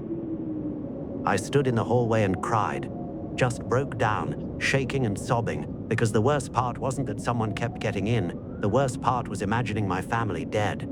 Every time something happened, every time a door opened or a sound broke the silence, my mind would flood with images of finding them in their beds, throats cut, eyes open, while I slept through their murder. The police came again, found nothing again. The alarm had been set, the doors were locked, the motion sensors showed no trips, but something had happened. Someone had been there. We documented everything, hoping for a pattern, some logical explanation. The temperatures outside that night were below freezing. Whoever he was, he'd been out there in the brutal cold, patient enough to wait, to watch, to strike when we were at our most vulnerable. They say he's still out there. We never caught him, never even got a clear look, except for my uncle's glimpse of that pale, shivering face in the window. The police theorized it was a stalker, maybe someone who'd fixated on our family, our house, someone who knew the woods well enough to come and go without leaving obvious trails. We ended up moving 6 months later. My parents wouldn't say it was because of him, but we all knew. You can't unknow that feeling, that someone is watching, that someone is waiting, that the locks on your doors and windows are suggestions rather than barriers. I still think about him sometimes, wonder if he went back after we left, stood at that wire fence in the snow, staring at the empty house. Wonder if he found a new family to watch. Wonder how many times he'd been inside before we ever knew. The worst part isn't wondering if he'll be caught. The worst part is wondering how many nights he stood in our rooms while we slept, close enough to touch, silent enough that we never knew. Winter taught me that darkness isn't the scariest thing. The scariest thing is never knowing when someone is standing right beside you, breathing the same air, waiting. Just waiting. If you grew up on sugar cookies and jingling bells, Krampus is the part of Christmas your parents never told you about. He's the shadow behind St. Nicholas, the thing that waits in the rafters when you're supposed to be asleep. In the alpine towns where the mountains press the sky down close, they still whisper his name on the 5th of December, when the air tastes like wood smoke and the birch branches are cut for the night. Krampus isn't a story for children who need comforting. He is a creature of horns and hooves, a goat-legged thing with a face like a skull and a tongue that lolls like a red scarf. He carries a bundle of birch rods to beat the naughty and a sack to carry them away. In some versions, he drags them to a cavern beneath the mountain. In others, he eats them. The point is the same: be good or taken. I first heard about Krampus when I was 20, working a winter season in a small Austrian village. The job was simple: help the innkeeper with the rooms, chop wood, and keep the tourists from falling off the frozen paths. The locals were friendly in a way that felt like a test. Smiles that watched you back, eyes that measured whether you belonged. They told me the story over schnapps and bread, their voices low and quick. "Krampusnacht," the innkeeper said, tapping ash into a tin. "We dress the children as angels and the men as devils. We parade, we scare. It keeps the balance." I laughed, thinking it was just another quaint tradition. But the way the innkeeper's wife looked at me, serious, almost pleading, made me wonder if there was more to it. That night, the town emptied into the square. People wore masks carved from wood, painted with teeth and horns. They rattled chains and swung birch rods. The air was full of laughter and the smell of roasted chestnuts. Tourists took pictures, children squealed. It was a festival, and I felt foolish for being afraid. But then the laughter shifted. The crowd parted, not for a performer, but for something else. He did not arrive with the parade. He came from the alley behind the bakery, a shape that moved like a shadow with its own hunger. The mask was wrong, too real, too heavy. The horns were carved but grown, curling like blackened roots. The eyes behind them were human. He walked with a limp, dragging a sack that thudded against the cobbles. People stepped aside, and the laughter died. He stopped in front of a house where a little boy stood on the doorstep, cheeks red from the cold. The boy had been naughty, the neighbors whispered. Stolen an apple, lied about a chore. The Krampus leaned down and sniffed. The boy's mother clutched him and whispered prayers. The Krampus reached out with a hand that was more claw than glove and tapped the boy's shoulder with a birch rod. It was not a beating, it was a marking. The Krampus turned to the crowd and opened his sack. Inside were toys, broken, rusted, stitched with hair. He tossed one into the snow. The boy's eyes went wide, and for a moment I thought the creature would take him. Instead, the Krampus spat into the snow and walked away, his chains clinking like a promise. After that night, the town changed. People left extra coal on their stoop. Parents kept lists of good deeds. The children learned to fear the dark corners of the house. But there was something else, too. A respect that had nothing to do with religion or morality. It was the knowledge that the world had teeth, and that the season of light had a shadow that needed feeding. I tried to convince myself it had been a trick, a man in costume, a performance meant to scare tourists. But the sack, the horns, the eyes, they were too real. A week later, I was walking home from the inn when I heard chains dragging across the snow. The streets were empty, the lamps glowing weakly. I turned a corner and saw him again, standing beneath a window, watching. Inside, a child slept. The Krampus raised a claw and scratched the glass. The child stirred, whimpered, and turned away. The Krampus lowered his hand, then turned to E. Our eyes met. I froze. He tilted his head as if curious, then dragged his sack into the shadows. The sound of chains followed him until it was swallowed by the wind. Years later, when I tell the story to friends who grew up on Santa Claus and mall Santas, they laugh and call it a myth. But myths are harmless. They are the way a place remembers what it cannot control. Krampus is a warning wrapped in fur. The world is all sugar and bells. There are consequences. The villagers told darker tales, ones they never shared with outsiders. Stories of children who vanished, footprints that led into the woods and never came back. Stories of Krampus leaving gifts that were not toys but dolls that whispered, ornaments that shattered in the night. One man swore his brother had been taken. He said he had followed the tracks into the forest, past the frozen stream, up into the caves. He found bones there, gnawed and scattered, and a scrap of cloth that had belonged to his brother. He never spoke of it again. The strangest part came years later, when I returned to the village. I was older, skeptical, convinced I had exaggerated the memory. But when I arrived, the innkeeper's wife greeted me with a look that was both relief and dread. "You came back," she said. "That means he marked you." I laughed, but she didn't. She told me that Krampus does not forget. Those he marks are watched, followed, tested. Sometimes he waits years, sometimes he waits decades, but he always returns. That night, I dreamed of chains dragging across the floor, of horns scraping the ceiling, of a sack opening to reveal toys stitched with hair. I woke with the taste of iron in my mouth. There are darker tales, of course. Stories of Krampuses who do not stop at marking. Stories of children who vanish, and of footprints that lead into the woods and never come back. I do not tell those to the tourists. I do not tell them to the children who still believe in miracles. But sometimes, when the wind comes down from the mountains and the birch branches scrape the windows, I wake with the sound of chains in my ears.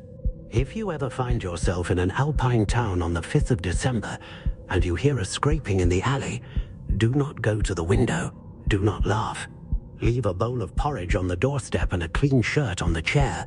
And if you have been very, very naughty, sleep with one eye open, because Krampus remembers. It was 3:42 p.m. when the security cameras caught something that still makes my hands shake. Melbourne's winter had turned that August afternoon into something that felt closer to dusk.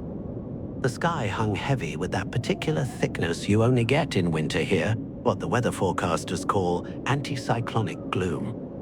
High-pressure systems trap a layer of warm air above the city, sealing in the grey like a coffin lid.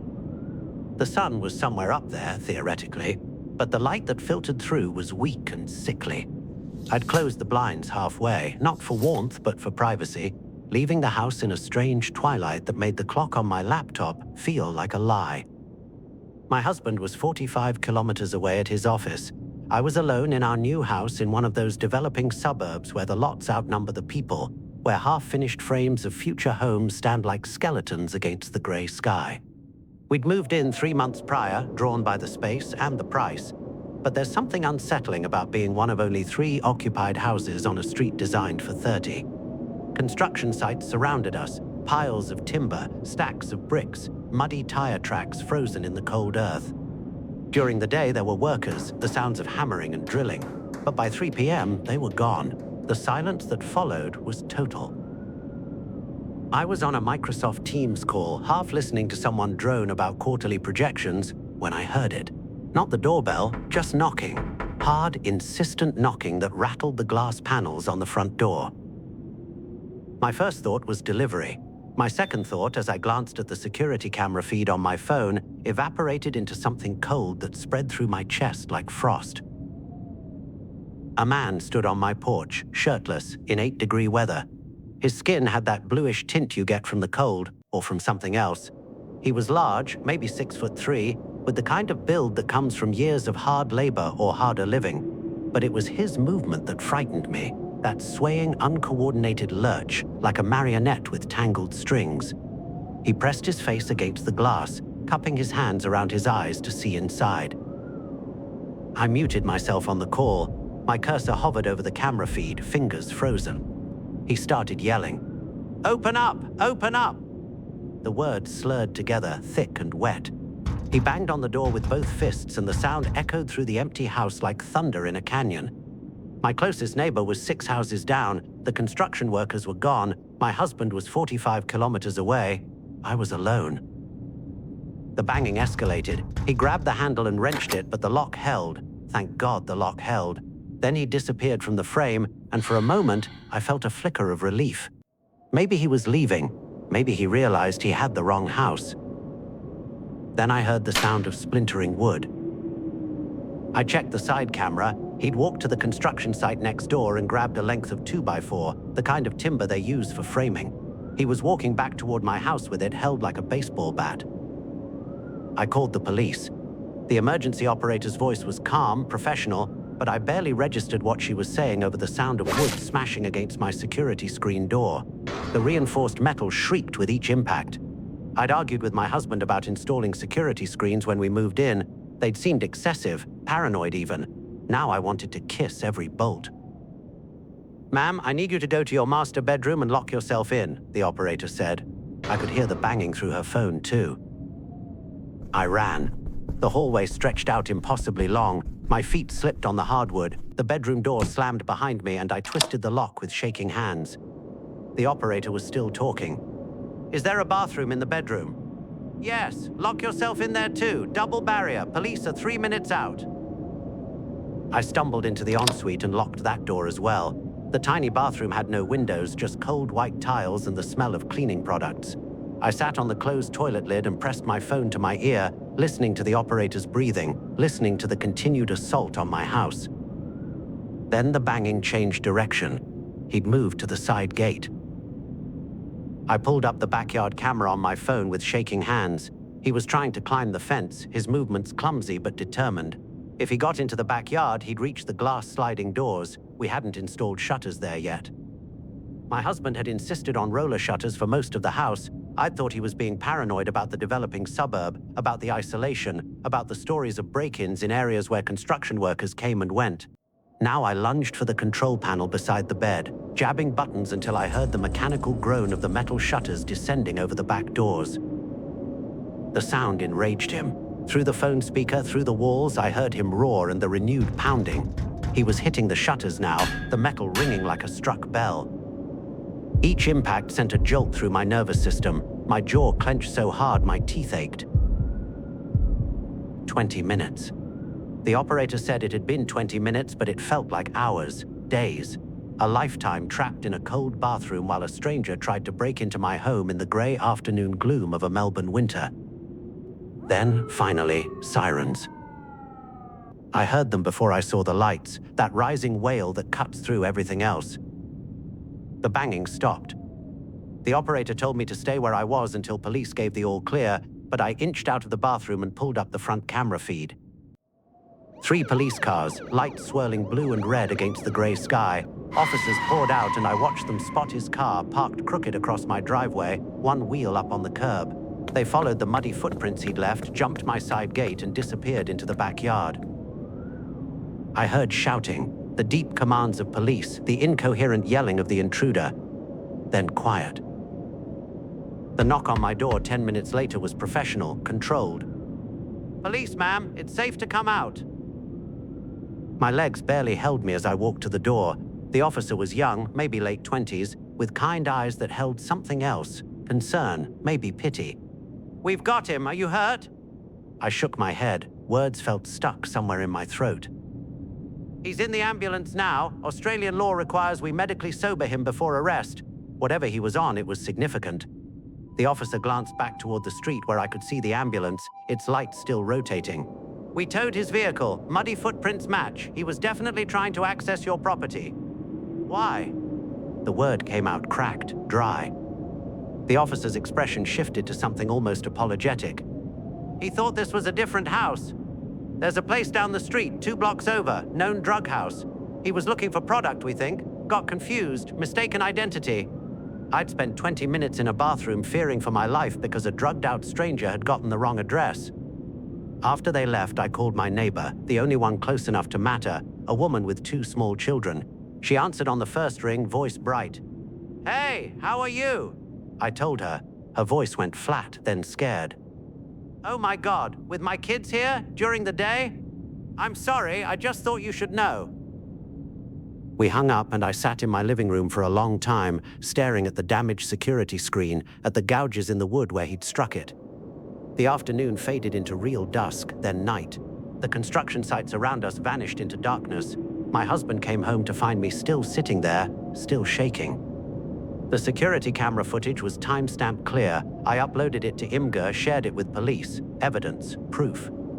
But even with proof, even with him caught and charged, the fear didn't leave. For weeks after, every sound made me jump. A car door slamming, wind rattling a window, the settling of the house in the cold. I'd check the cameras obsessively, scanning for movement in those grey winter afternoons when the light died early and the construction site stood silent and empty. The security screens we'd argued about became talismans. The roller shutters that had seemed excessive became necessities. My husband never said "I told you so," but I saw it in his face, relief that he'd insisted, terror at what might have happened if he hadn't. Melbourne's winter deepened. The days grew shorter, the anticyclonic gloom thicker. But inside our house, every door stayed locked, every camera stayed on, every shutter ready to descend at the press of a button. Because I learned something that grey August afternoon: isolation isn't just about distance, it's about how long it takes for help to arrive. It's about being alone when someone decides your door, your windows, your life looks like something they want. And in those 20 minutes before the sirens came, locked in a windowless bathroom while winter light died outside, I learned that sometimes the most terrifying thing isn't a monster. It's just a stranger who has the wrong house.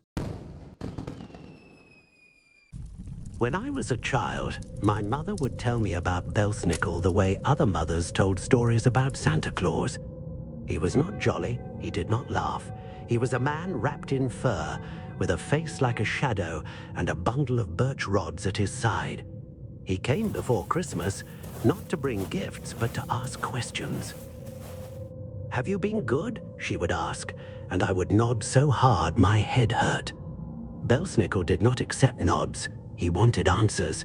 He wanted to know if you had lied, if you had stolen, if you had been cruel to the animals. If you had, he would give you a rap with his switch.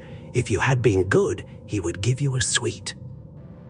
It was a strange balance, punishment and reward braided together like a rope. In the Pennsylvania Dutch communities where the story came from, Belsnickel was a reminder that morality was not only about joy, but about accountability. He was a test wrapped in fur. I grew up in a town where the old ways lingered like the smell of wood smoke. On the first Sunday of December, the church would host a gathering. Men would come in coats and hats, and some would wear fur and masks.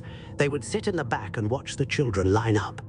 The pastor would speak about charity and kindness, and then the men would stand and one by one call the children forward. Belsnickel didn't always come in the same form.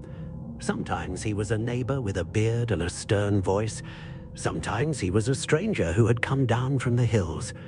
Once, when I was 10, he was my uncle, Mr. Klein, who smelled of tobacco and molasses and who had a way of looking at you that made your stomach hollow. I remember the year my cousin Anna was called forward. She had been sullen that winter, refusing to help with the chores and snapping at the younger children. She stood before Belsnickel with her arms folded and her chin high. He asked her if she had been kind. She said no. He asked if she had shared her bread. She said no. He asked if she had lied. She said yes. Belsnickel reached into his bag and pulled out a small box. It was wrapped in brown paper and tied with twine. He handed it to Anna. Inside was a single piece of candy and a note. Do better. Then he tapped her hand with the birch rod. Not hard, but enough to sting. Anna's face crumpled, not from the pain, but from the shame. She promised to change.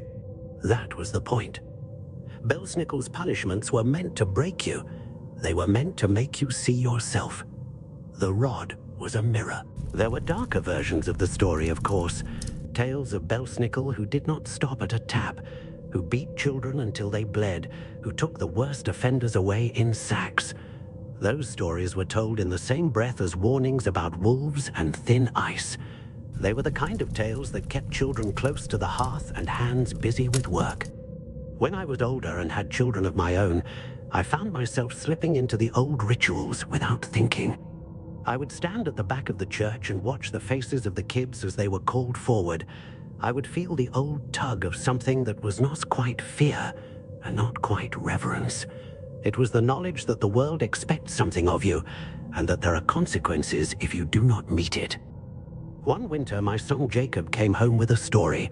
He had been at a friend's house and had taken a toy without asking. He had been caught and sent home in shame. That night he woke me and told me he had seen a man at the window, a figure wrapped in fur who had tapped the glass with a stick. Jacob said the man had looked at him with eyes that were not unkind, but very serious. He said the man had left a small bag on the doorstep, a piece of bread and a note that read, "Remember." I did not laugh. I did not tell him it was a dream. I sat with him and we talked about what it meant to take what is yours. We talked about restitution and apology. The next day, Jacob walked back to the friend's house and returned the toy with an apology. He felt small and embarrassed, but he felt better. He had been corrected, and he had corrected himself. Belsnickel is a monster. He is a ritual. He is the part of a community that refuses to let its members forget their obligations.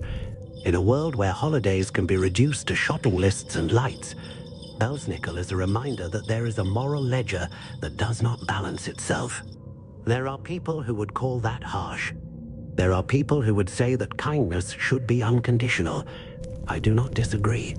But I also know that in the long winters, when food is scarce and tempers are short, a community that holds its members accountable survives better than one that does not. Belsnickel is the shape that accountability takes when you have no other tools. Not everyone believes in him anymore. The masks are rarer, the birch rods mostly decorative. But sometimes, when the snow is heavy and the town is quiet, I see a figure in the lane. An old man with a fur coat and a bag slung over his shoulder pause at a doorstep and listen. He does not knock, he only listens. Then he moves on. If you ever find yourself in a place where Belsnickel is remembered, do not be afraid. Be honest. If you have done wrong, make it right. If you have been kind, keep being kind. The fur-clad enforcer is there to terrify you into obedience. He is there to remind you that you are part of something larger than yourself, and that the smallest acts of decency are the ones that keep a community warm through the coldest nights. And if a man in fur ever taps your window with a birch rod, answer him with the truth. The first time I heard about the Yule Cat, I was 8, and my grandmother was knitting by the stove, her needles clicking like a metronome. Outside, the wind made the eaves sing. Inside, the house smelled of lamb stew and wet wool. She told the story like a warning, not a tale out for entertainment, but for survival. Make sure you have new clothes for Christmas, she said, eyes on the yarn. The cat eats those who don't. At the time, it sounded like the kind of thing adults say to make children behave. But in Iceland, stories are not just stories. They are weather reports, grocery lists, and laws. The Yule Cat, Jólakötturinn, was part of that ledger. It was a creature that prowled the countryside on Christmas Eve, enormous and silent, with eyes that glowed like embers. It did not hunt for sport, it hunted for a reason, to devour those who had not been given new clothes for the season. Years later, when I was old enough to leave the island, and foolish enough to think I had outgrown superstition, I came back for a winter visit. The town had changed, satellite dishes, a new grocery, but the old rhythms remained. People still mended sweaters in the evenings, the church bell still tolled for midnight mass, and the knitting circle at my grandmother's kitchen table still made a pile of scarves and mittens to be distributed to those who needed them. That year, the winter came early and hard. Snow fell in sheets that erased the horizon. The sheep were brought down from the high pastures, and the men worked like ghosts, their breath white in the air. The village moved with a single purpose: to be ready. New clothes were a vanity, they were currency. A new sweater meant you had someone who cared enough to make or buy it. It meant you would not be left out in the cold. On Christmas Eve, the church was full. Candles made the faces of the congregation soft and pale. After Mass, people lingered in the square, exchanging greetings and small gifts. The children ran with paper crowns and sticky fingers. The old men stood with their hands in their pockets and watched the snow fall like a slow curtain. I was walking home with a bag of bread when I saw the tracks. They were not human. They were too large, too deep, and the spacing between them was wrong, like a cat that had learned to walk on two legs. They cut across the square and disappeared into the lane that led to the old wool mill. For a moment I thought of a prank, a tourist with a camera, someone trying to scare the town. Then I saw the way the snow around the tracks was flattened, as if something heavy had pressed down and then lifted. People noticed. Conversations thinned. The children were called inside. The laughter stopped like a switch being flipped. My grandmother's knitting paused mid-stitch. We all knew what the tracks meant, even if we did not say it aloud. The mill had been closed for years, its windows boarded, its machines silent. It sat on the edge of town like a sleeping beast. The tracks led straight to its door. A group of men went to investigate. They came back with faces like carved wood. The door had been opened from the inside. The floor was scoured clean of snow, as if something had walked through and wiped its paws. There were tufts of fur caught in the splinters of the doorframe, long, coarse, and dark as midnight. No one slept that night. I stayed awake because I could not do otherwise. The house was quiet except for the wind and the occasional creak of settling wood. At 2 a.m, I heard it. A sound like a bell struck underwater, low and resonant. It came from the direction of the mill and moved like a tide.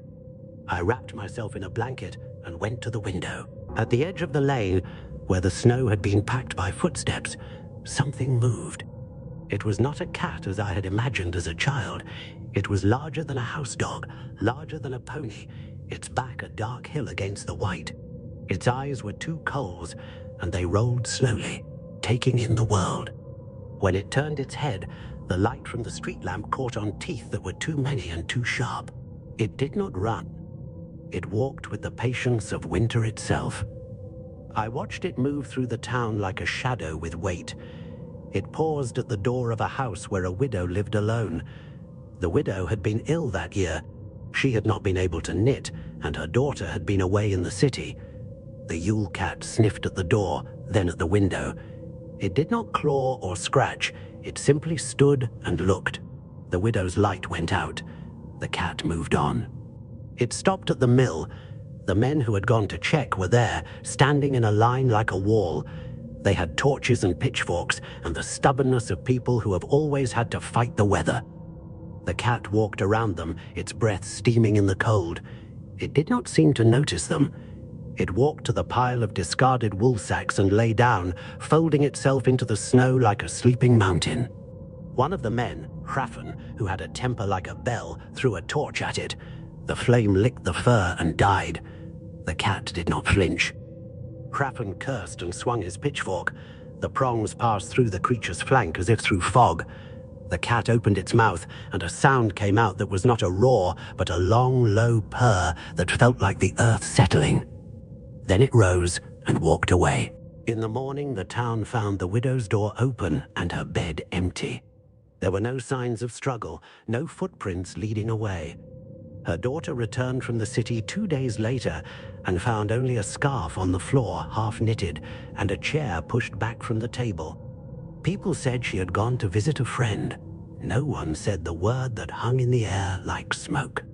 After that, the knitting circle worked faster. They made mittens and socks and hats and sweaters. They left them on doorsteps and in the church vestibule. They gave them to the men who came down from the hills and to the children who had no one.